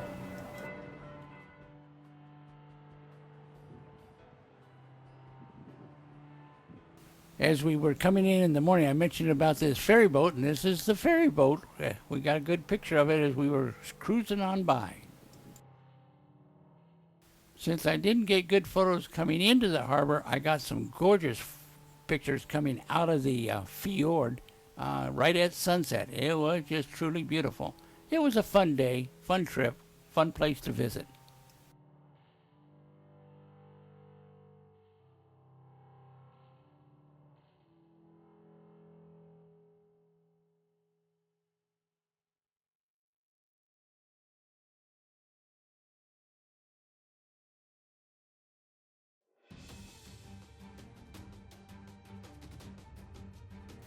May 15th, 2015, Dorothy and I and the cruise ship arrived in Athens, Greece.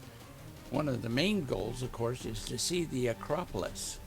I believe that's how you pronounce it, Acropolis, in Greece. This is world famous. Now, of course, Dorothea spends a lot of time reading up on all these places and finding all the details and finding what buses we should take and what taxis we should get. Anyway, we booked a guided tour, as it was just absolutely a photographer's dream.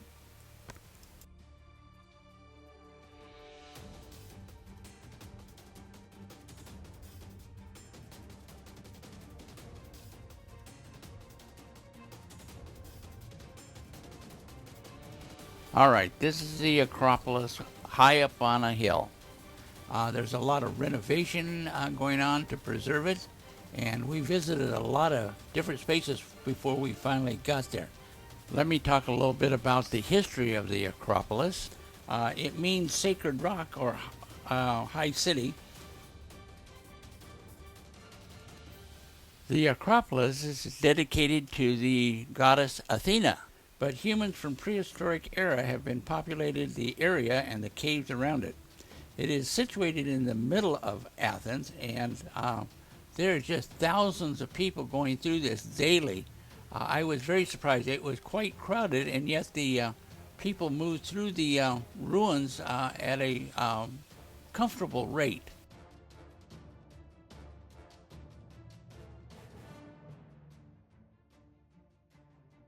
On the bus tour on the way to the Acropolis, the bus did stop at many places where we could take photographs of ruins and statues.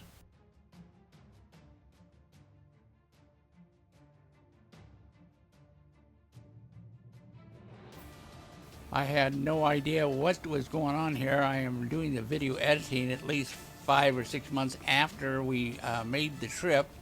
This is an honor guard of some sort. I don't know whether it's in front of a government palace or the tomb of an unknown soldier, but whatever it is, it was really worth taking a video and making a video of.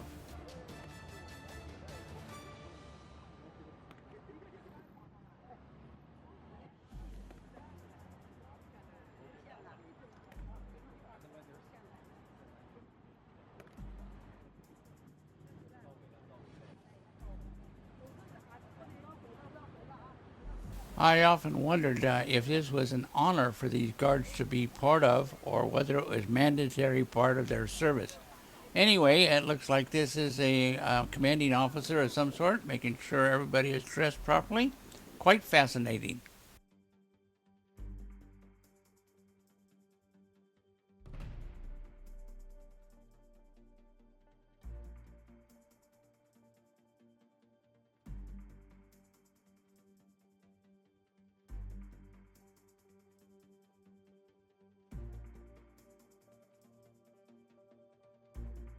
Near the Acropolis is this open-air amphitheater. The ruins are still in good shape. I think this was about 3,000 years before Christ. Don't quote me on that, but it was fascinating there.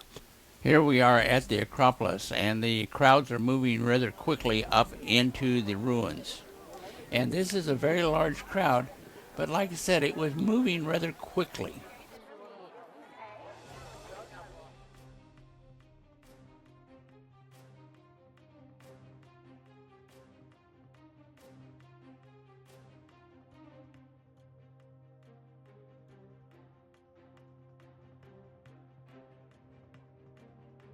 You know, sometime I ought to sit down and read about how they constructed this. Now remember, this was 3,000 years BC, and how they were built these columns, and how the columns have weathered time.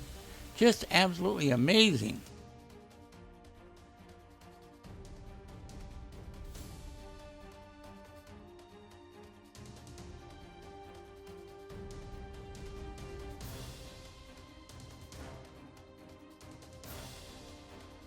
Now, the city of Athens is one very large metropolis. Modern, lots of shops and streets to wander up and down, and places to eat.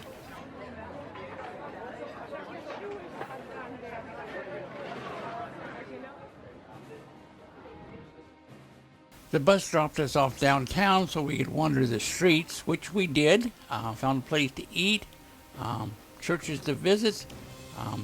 Back on the bus in 2 hours. Now this may be a very boring part of video of watching traffic go by, but Dorothy and I got done of our shopping with about an hour and a half, so we had a half hour to wait for the bus. We went across the street to a English Episcopal church and sat down at a bazaar and had a cool drink and just watched. Anyway, it was a fun day visiting Athens, Greece.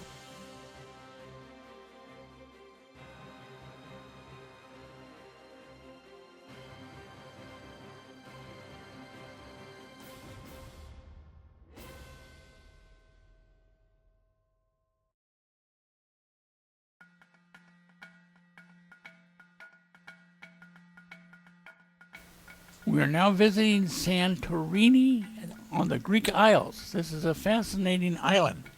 You have to take a gondola, well, you don't have to, but you take a gondola ride from the shoreline up to the city. The city is built on top of the rocks. Now, there are about 6 or so cars together, so 6 people to a car, 6 times 6 is 36, so about 36 people at a time ride to the top. Now, my lovely wife does not want to take the gondola ride back down, so we traveled back down by way of the donkey trail. Yes, people had a choice. If they didn't want to go up the gondola, they could, for $5, rent a donkey and ride up to the city on a donkey path.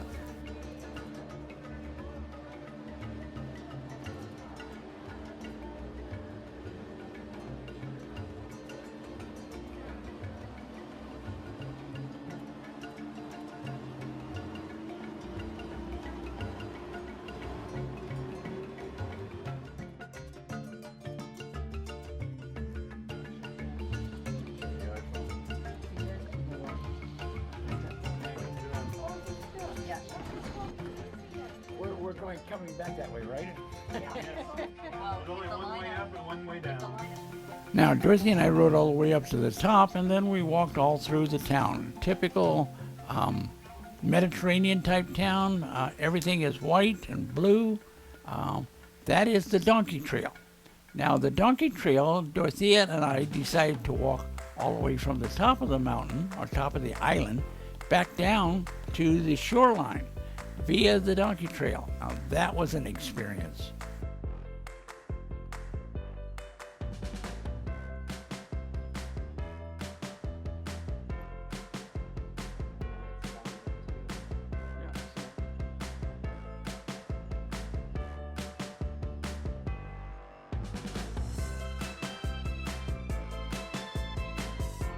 We got to meet some of the nicest donkeys on the way down.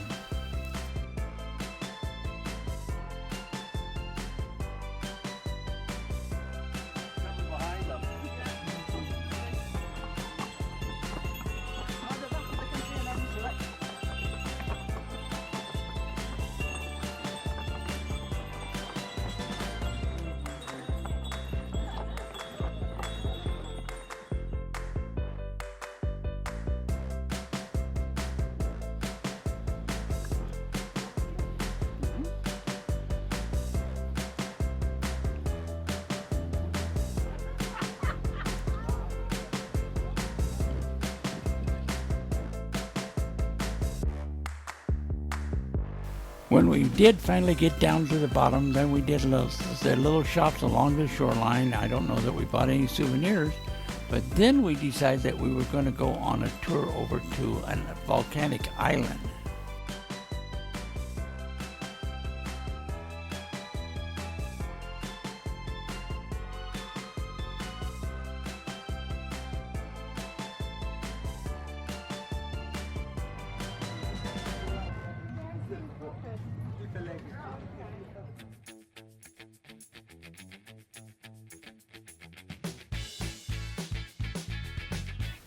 Dorothy and I are taking a tour out to an island that is an extinct volcano, and then we're actually going to try and climb the cone.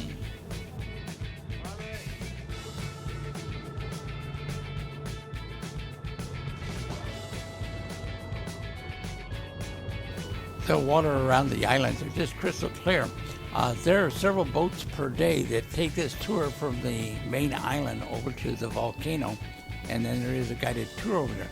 But also on the stop is some hot springs, where the hot springs are underwater in the ocean, and you swim close to shore, you actually swim into warm water. I don't know that it can be so hot that it would burn anybody, but you do go into, and a lot of people went into the water.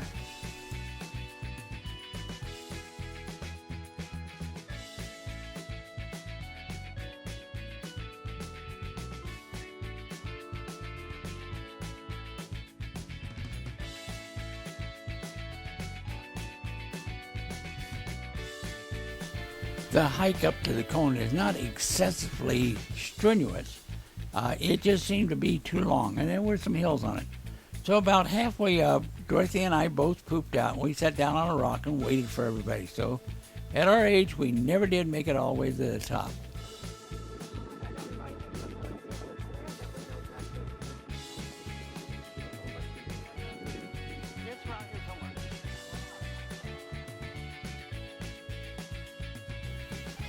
After touring the island, we got back on the boat and cruised around to where the hot springs were. And then everybody jumped overboard except us and went swimming up to the hot springs.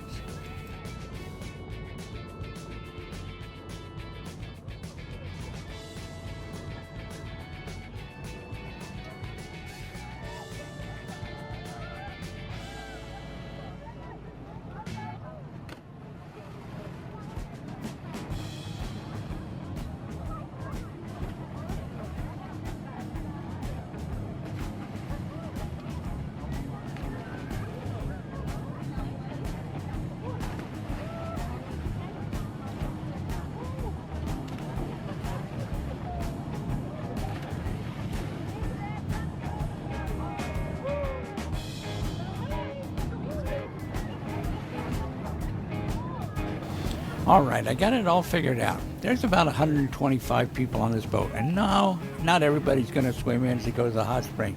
But let's say 100 out of the 125 people on the boat jump off the ship. Well, they can't all jump off at the same time. So therefore, everybody's kind of strung out here. So it takes a while for everybody to jump off. Which brings up the question is, how do you get everybody back on the ship? Is there going to be stragglers? And yes, of course, there's always one or two that hold up everybody at the end. But it did look like everybody was having a ball.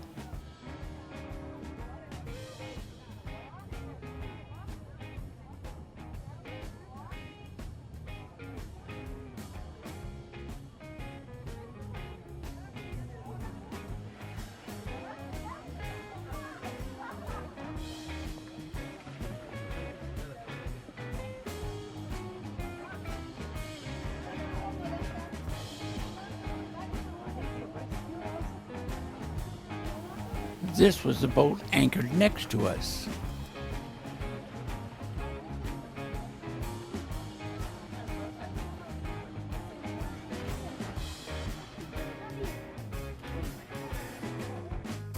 On the little church up on the hillside, I was able to take pictures of a goat on the roof of the church, of all places. Everyone is headed back for the ship now. Everybody had a good time. By the way, when we were sailing into these Greek isles from a long ways away, I thought there was snow on top of islands. They are not.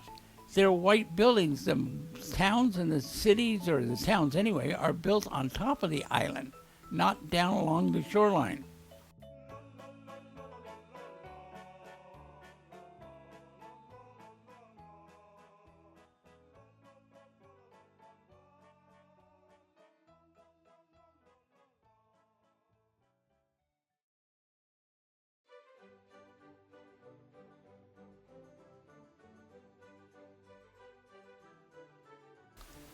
I was not overly impressed with all the forts and castles on Cree, but Cree has a heck of a history.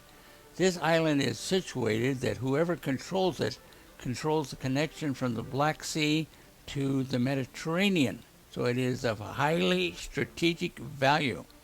Now, this is the first place that the Germans in 1941 used paratroopers to capture a portion of the island.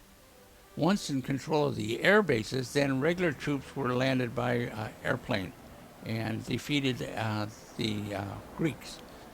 So anyway, Dorothy and I got off the cruise ship and walked around. There were some fabulous churches in town, so we went in there and photographed the heck out of it. Now here's the fort at the mouth of the harbor.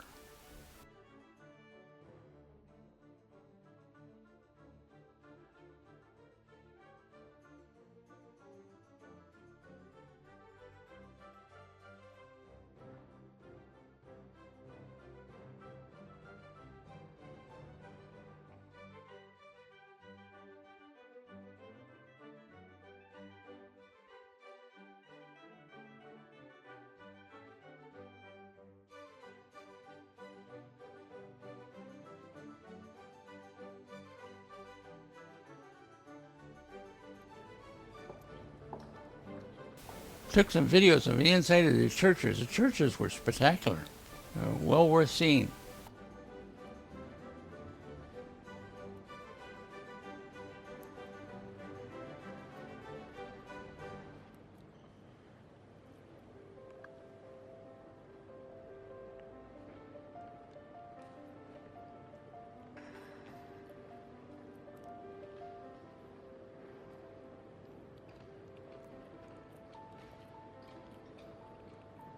Now, after visiting the churches, of course, Dorothea had to take me to a museum. You know how much I just love museums.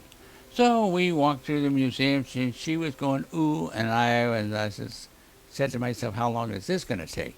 Anyway, interesting city, nice to visit, nice to leave.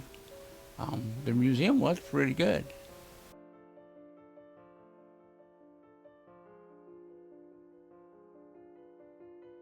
So after we spent the day, had a lot of fun, got on the ship, cruised overnight to the island of Rhodes.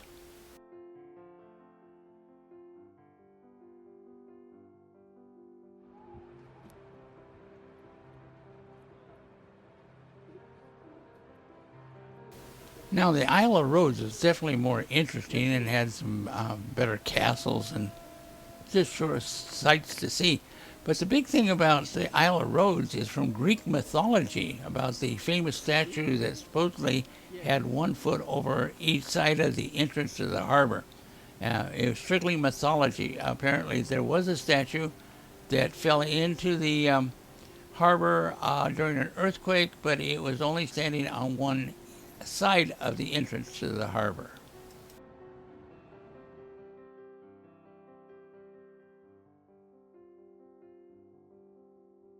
One of the very first things Dorothy and I did when we got off the ship was hire an English-speaking taxi driver who took us all over the city and explained things to us.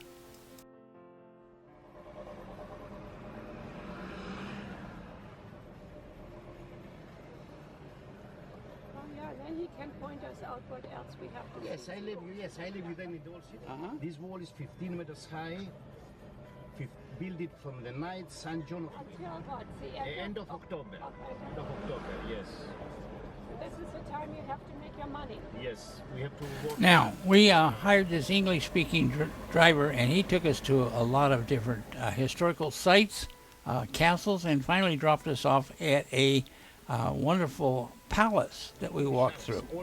Now, one of the things I was interested in, since we were in Rhodes, I remember as a kid that one of the 7 wonders of the world was supposedly built here, the Colossus, where a huge statue with 1 foot on each side of the harbor. Now, I found out that this is actually strictly mythology. It's not true. They did build a statue, and they did build it out of scrap iron from a siege from a foreign country that failed in their siege. And it was approximately 98 feet tall, but it was on a single side of the harbor. In the year 224 BC, there was a major earthquake, and the statue fell. Now, it did not fall into the harbor. It fell backwards onto dry land. And it was left there for the next 800 years. And then they finally took it apart and dismantled it. So anyway, it was interesting to find this out. Now, the island of Rhodes has got some beautiful water around it, and we just had a marvelous time visiting this place.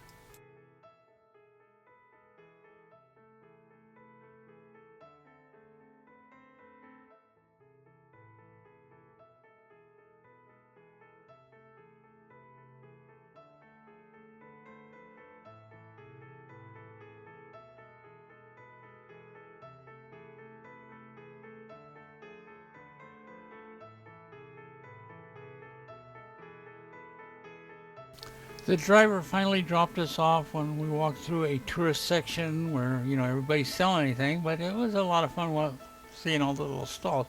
But we also got to walk through a beautiful palace. Okay, now it's old-fashioned in our standards, still blocks of rock put together and made into this thing. But it had a lot of historical facts in it, and a lot of hallways and passageways.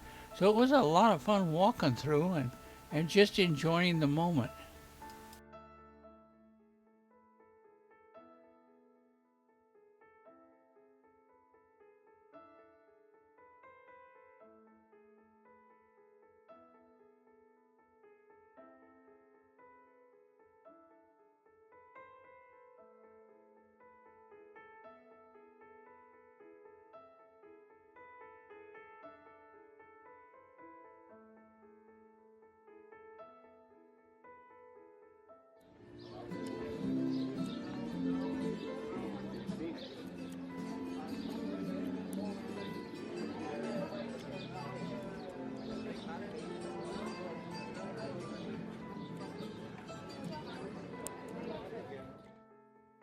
So when all was done, we ended up going through the marketplace. We found this little shop here and had some ice cream cones.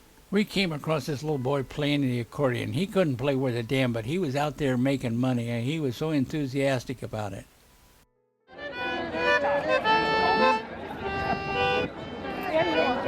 You're welcome. You are good.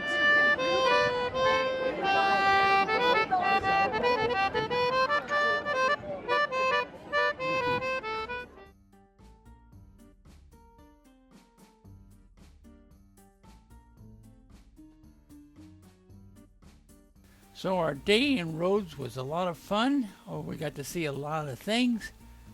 Love to go through the churches and back to the ship.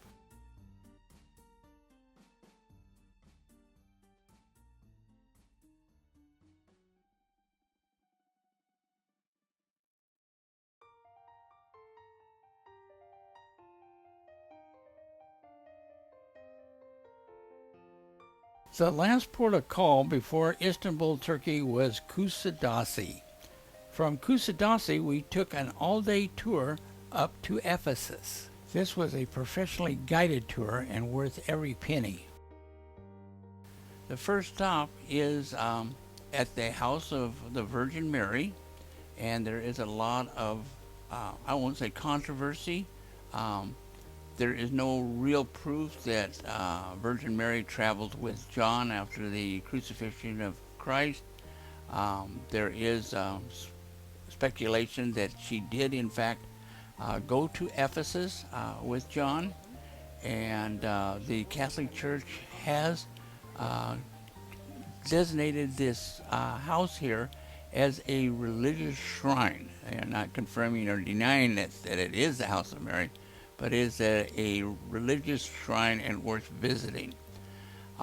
It was fabulous. There are no pictures allowed taken inside. By the way, this is a prayer wall where you write your prayers on a piece of paper and you pin it to a wall. Anyway, there are no pictures allowed inside the house. It is quite beautiful. The line moving through the house moved quite rapidly, so that even though there were long lines, it did move rather quickly. But it was a fascinating place to go. Now, from there, it's only about 9 kilometers over to Ephesus, to the ruins of Ephesus. Now, this supposedly is where St. John was buried. Again, there is actually no valid written documentation that says this is true. It was entirely by speculation, but it seems to be quite a popular speculation.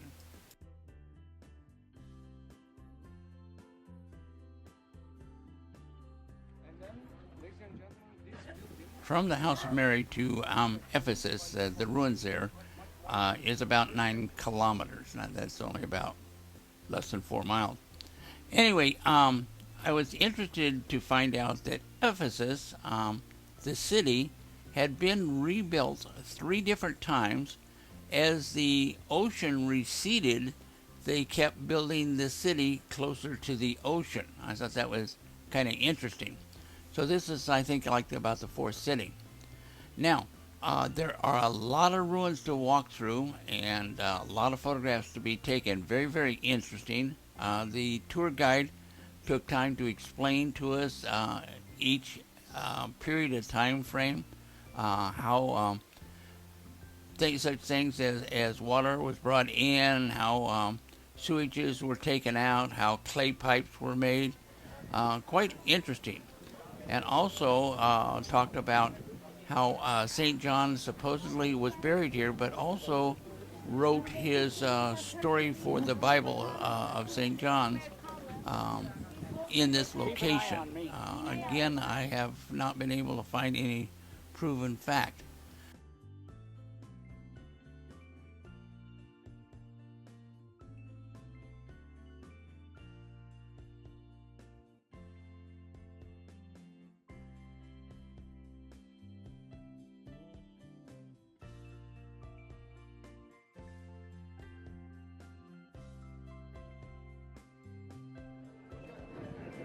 Now, Dorothea had gotten sick on board the ship a few days before this, so she wasn't up to full steam.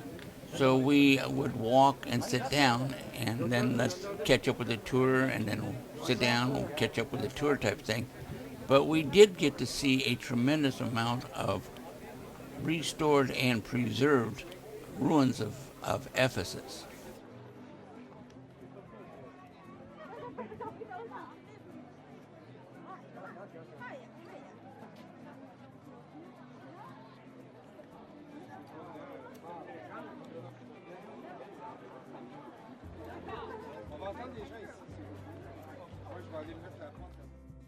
If I remember correctly, this was the library. Now, don't hold that to me for sure, but I think I remember this was the library, not the seat of government or anything.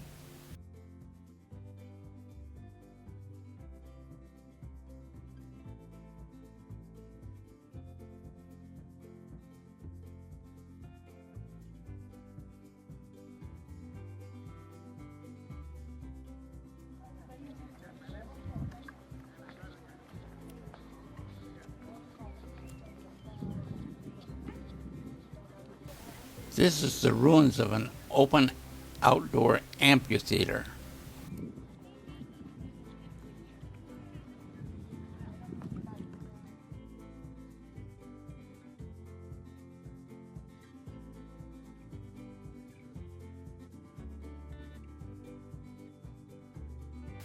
Sometimes I question motives. Are these ruins preserved to preserve history? Or are they preserved to attract tourists, which is a lot of money? Tourism is a big deal in all these places. But maybe there was a true motive of actually preserving history. Let's hope so.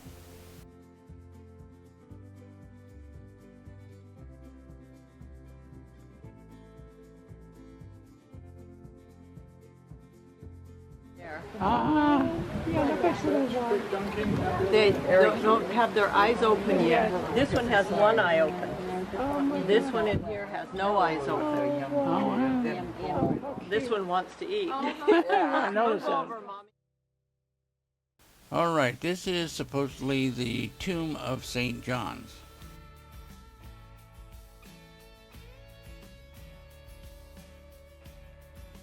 At the end of the tour, we returned to a hotel where the large feast was put on for us. That was included in the price of the tour.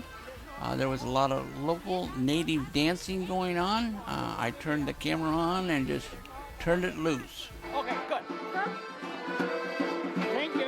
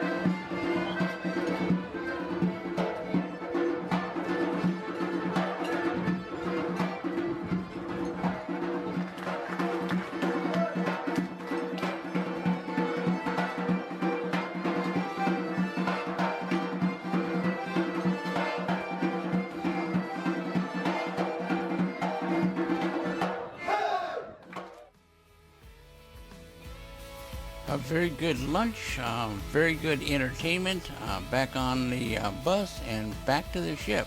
It was quite a day. Very, very interesting.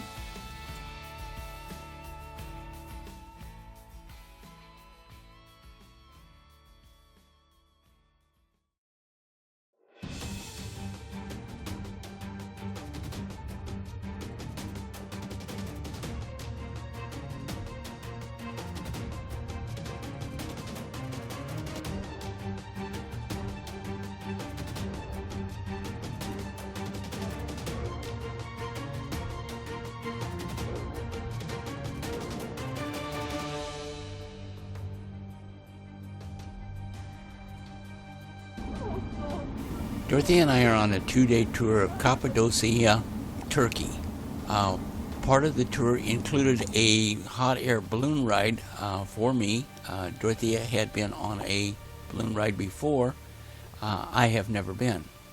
And yes, I had to get up at 3:45 in the morning. I was picked up about 4:15, on the road at 4:30 in the morning. It was dark out there, but you have to get out to the takeoff area early in the morning. Ballooning in this area is big business. There are many, many balloon companies. The baskets hold 20 people. They're very large baskets. A lot of instructions. It was very exciting.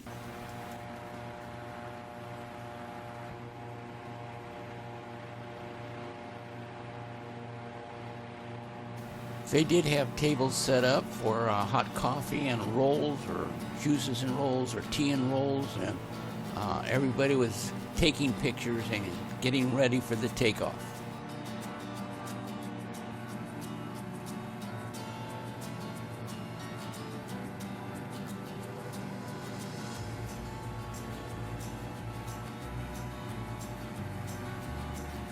I'm guessing, but thinking that it had to be between 100 and 150 balloons in this vicinity taking off either at the same time or close to the same time.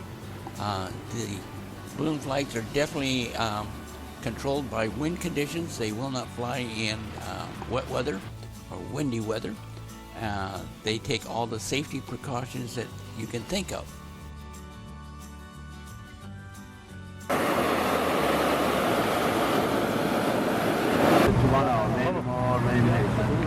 Power has no direction control. Direction control by the wind. I am up and down. Okay? The most important point is landing. When I say landing position, power go to this way. Passenger total go to this way. Drop the handles. Keep the handles like ski position. Okay? Landing position. Show me, please. Show me. No.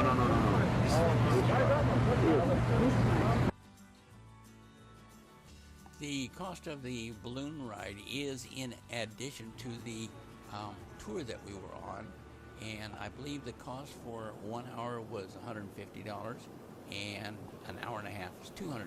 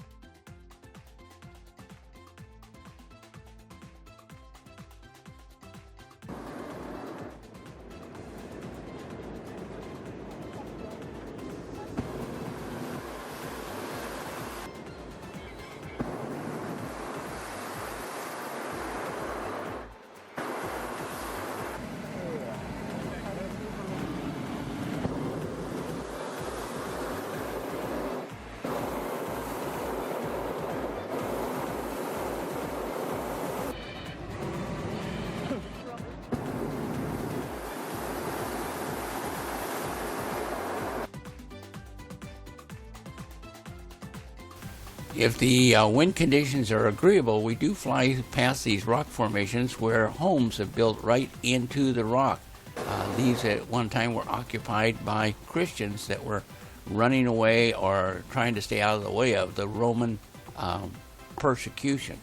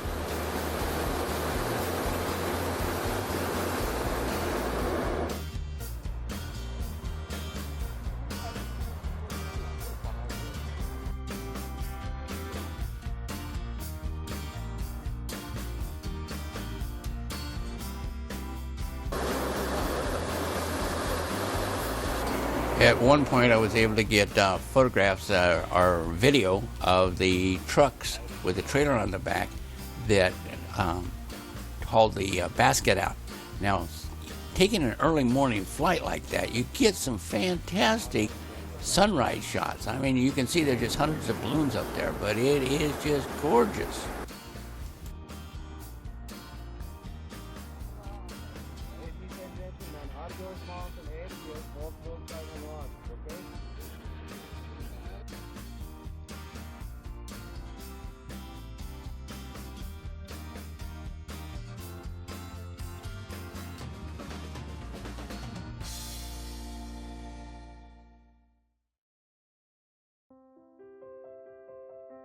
All stretched on there. I suppose there's not much room. There's not much.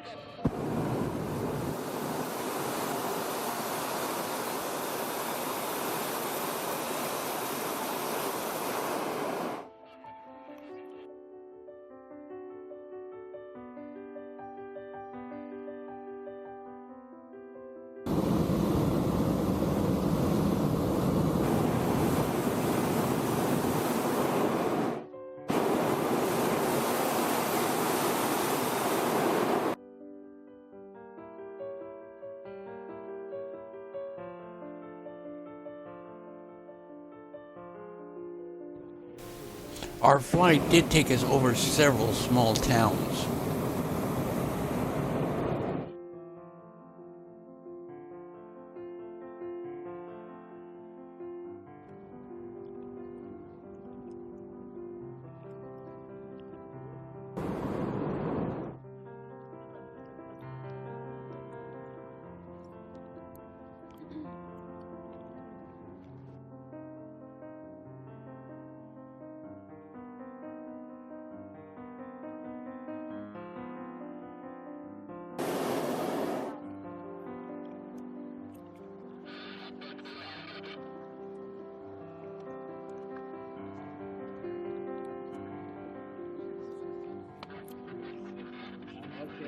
Ladies and gentlemen, do you remember the...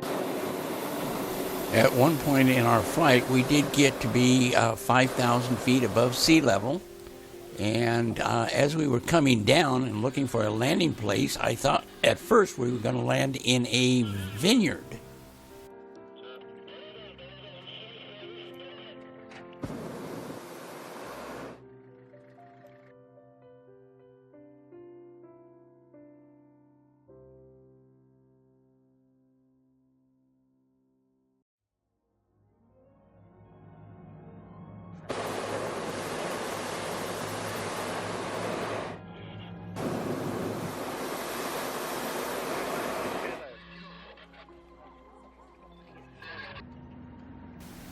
We went over this vineyard at about 30 feet above the landscape, and what we were trying to do was clear this ridge and get out into these open fields where these trucks with the trailers on the back would pick us up.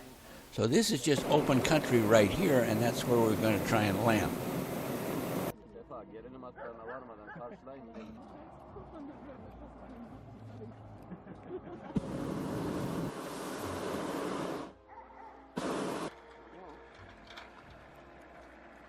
Biraz daha gidelim. Ben biraz zaman öldürmüş olurum. Osman abiye de söyleyin, geniş alsın önüme geçsin.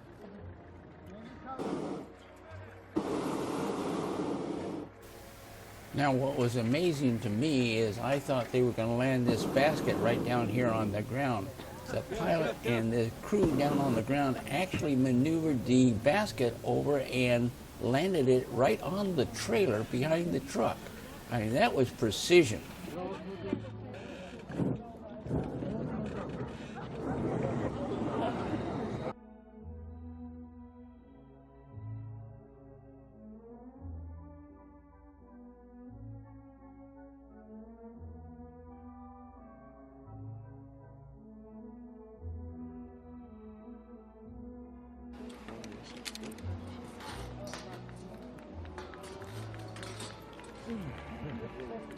How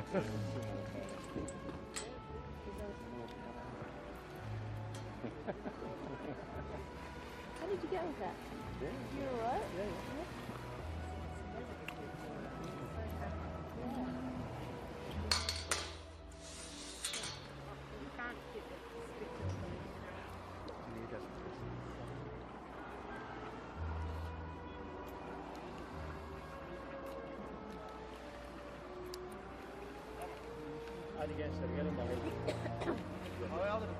Now, early in the morning, when we were getting into the basket, I guess because of my age and physical condition, I had to be lifted into the basket. At the end of the flight, I got out okay, but as you can see, these ladies are being helped out of the basket. Sit on it.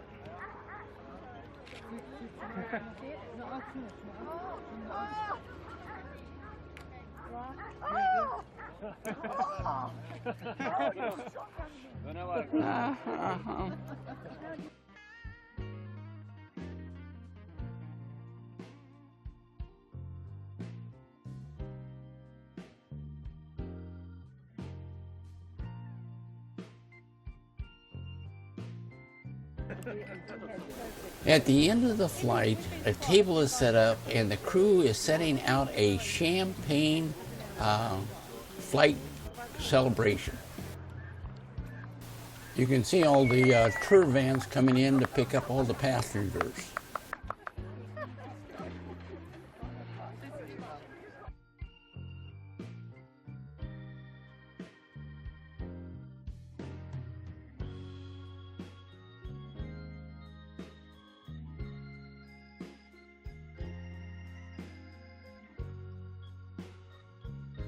At the end of the flight, you are handed a certificate. This is a once-in-a-lifetime trip. It was well worth the time and the expense.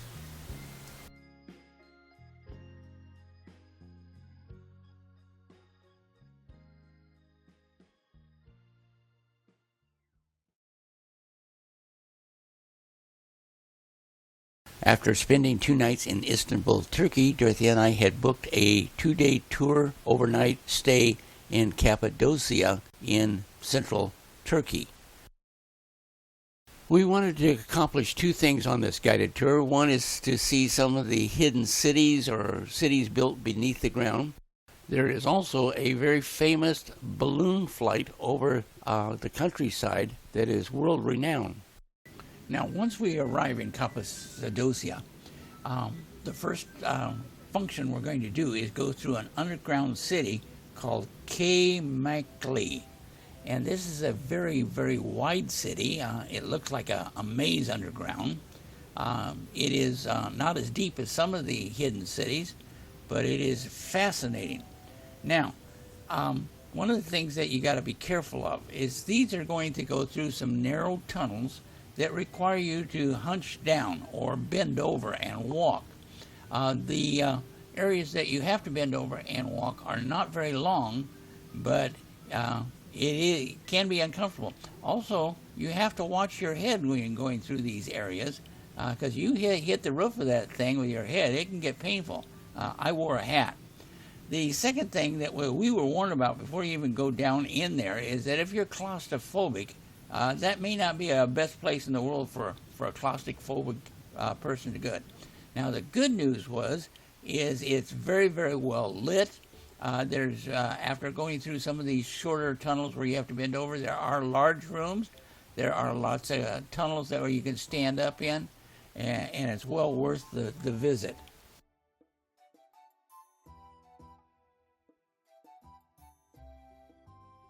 Now, this is the entrance to the underground city. There is a fee that was included in our tour. And this is the underground city of Kaymakli. Fascinating.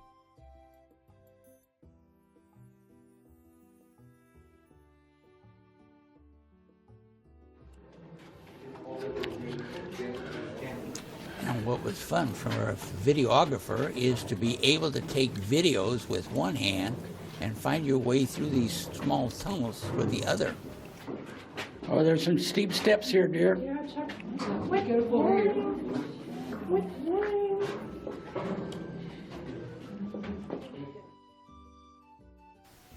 Most of the areas were very well lit.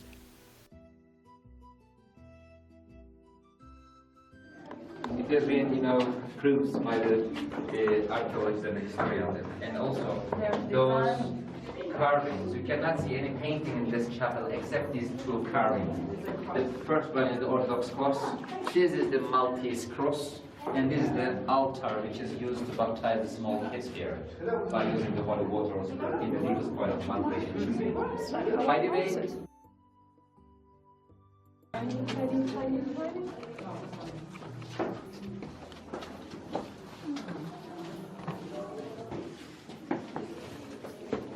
No, thank you. I'm happy I was not alive. Hat with you? Yeah, I got my No, yeah. This is our tour guide, Muhammad. Not Muhammad, but Muhammad. Very, very good English. He and I had a lot of fun talking over the history of this area.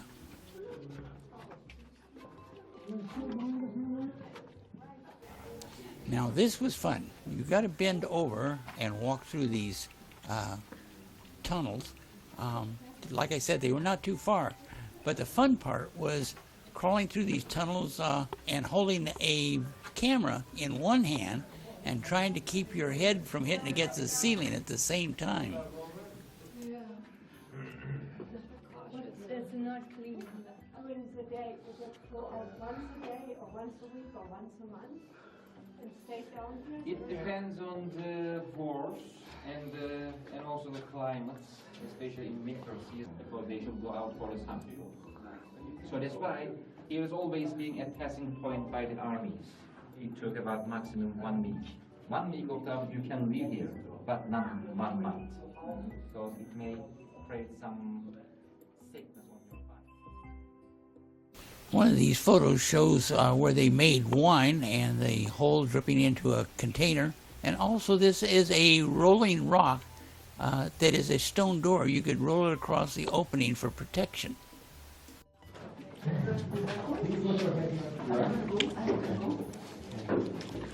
Do you want me to go up down? Yeah, usually if you can hang on to me, so if you fall. No, I'm fine. I'm fine. You're doing good, huh? Okay. From what I understand, that this earth was limestone, which made it fairly easy to dig out, but of course it took several years of doing it. Now, for living underground, it was very good for storing food, as the temperature does not change underground. I understand in later times that Christians lived in these holes or these underground cities as protection from the Romans.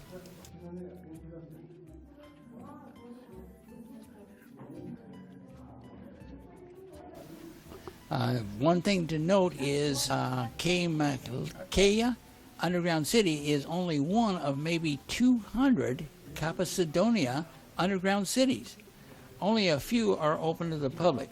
You need to see which ones are before you go, and it is always best to go with a guide. Yes, all day out by hand. Chuck, it took me It took 155 simply, steps. in Hittite period, there was no iron. They used obsidian tools, which is known as the volcanic glass in archaeology, which is very, very sharp and durable stone, like diamond. That's why the first cave built by obsidian tools. Even though these videos show that you're bending over a lot or you're climbing stairs a lot, really there are only short distances that you have to bend over, and really not that many stairs. It's relatively easy most of the places. As you can see, some of the chambers are quite large, very open. Lots of air vents. There was no problem with stale air anywhere in the underground city. Now we had time to go for lunch. This was a morning tour. We got off straight off the plane, got onto the vans, drove out to this area, went through this, and then went to lunch. It was a fun morning, but it was only the start of the day.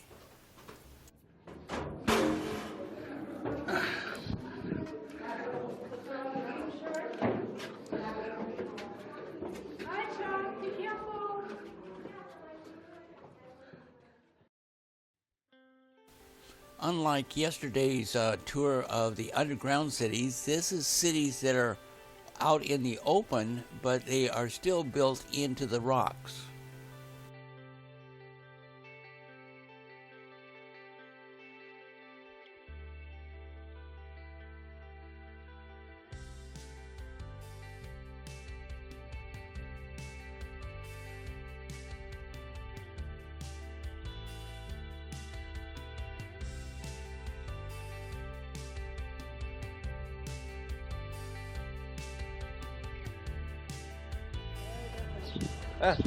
Wild fish.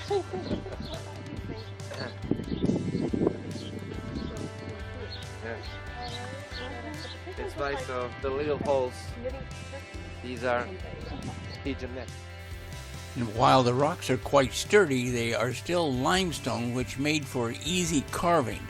I was curious of where the earth that was hauled away from those. I assume that they are the plateaus or the fields down below.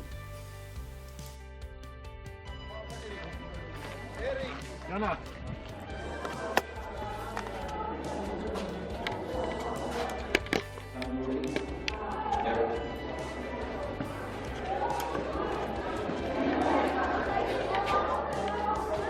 Yes, so it is the oldest version of the microwave oven in history.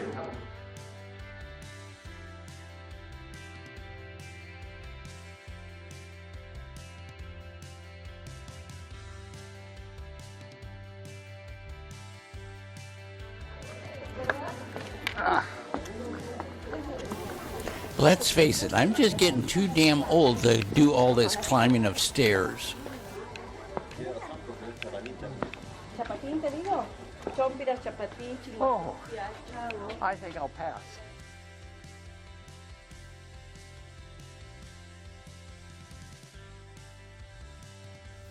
I suspect it took hundreds of years to dig out all these dwellings.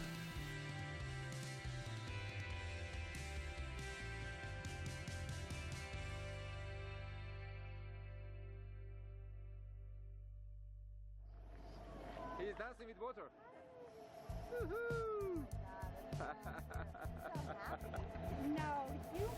Got the biggest kick out of this dog and the guy's watering the lawn. The dog was just having a blast. Yeah, I had it as a pork, right? Okay, cool. Then get yourself an egg.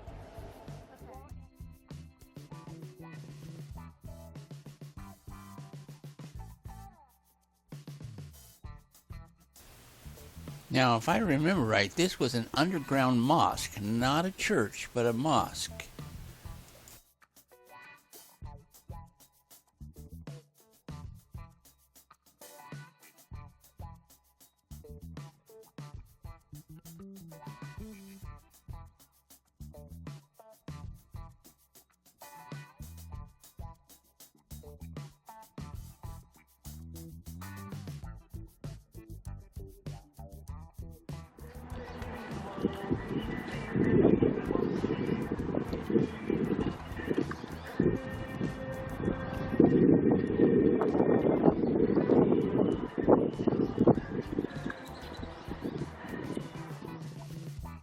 Okay, the first one was actually a mosque, and this is actually a church that was built within the rock, and some of the paintings on the wall are still legible. The Turkish government has done a very good job in preserving these sites.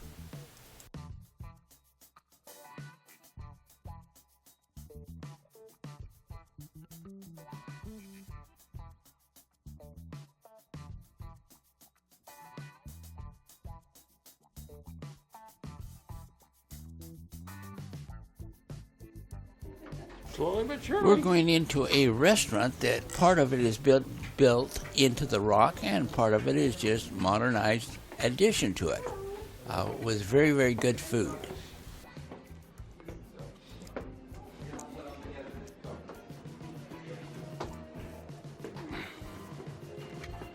Hello.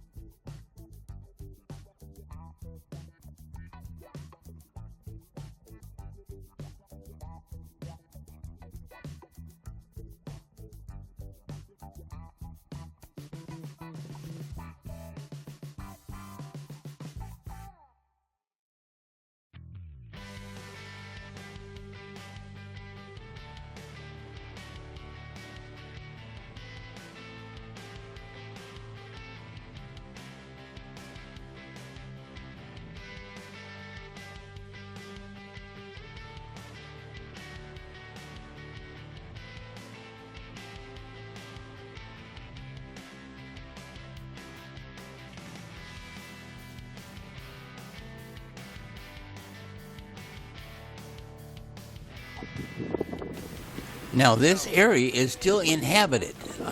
The underground city is still there, or the open air city, and then these structures have been built to blend in and are still occupied.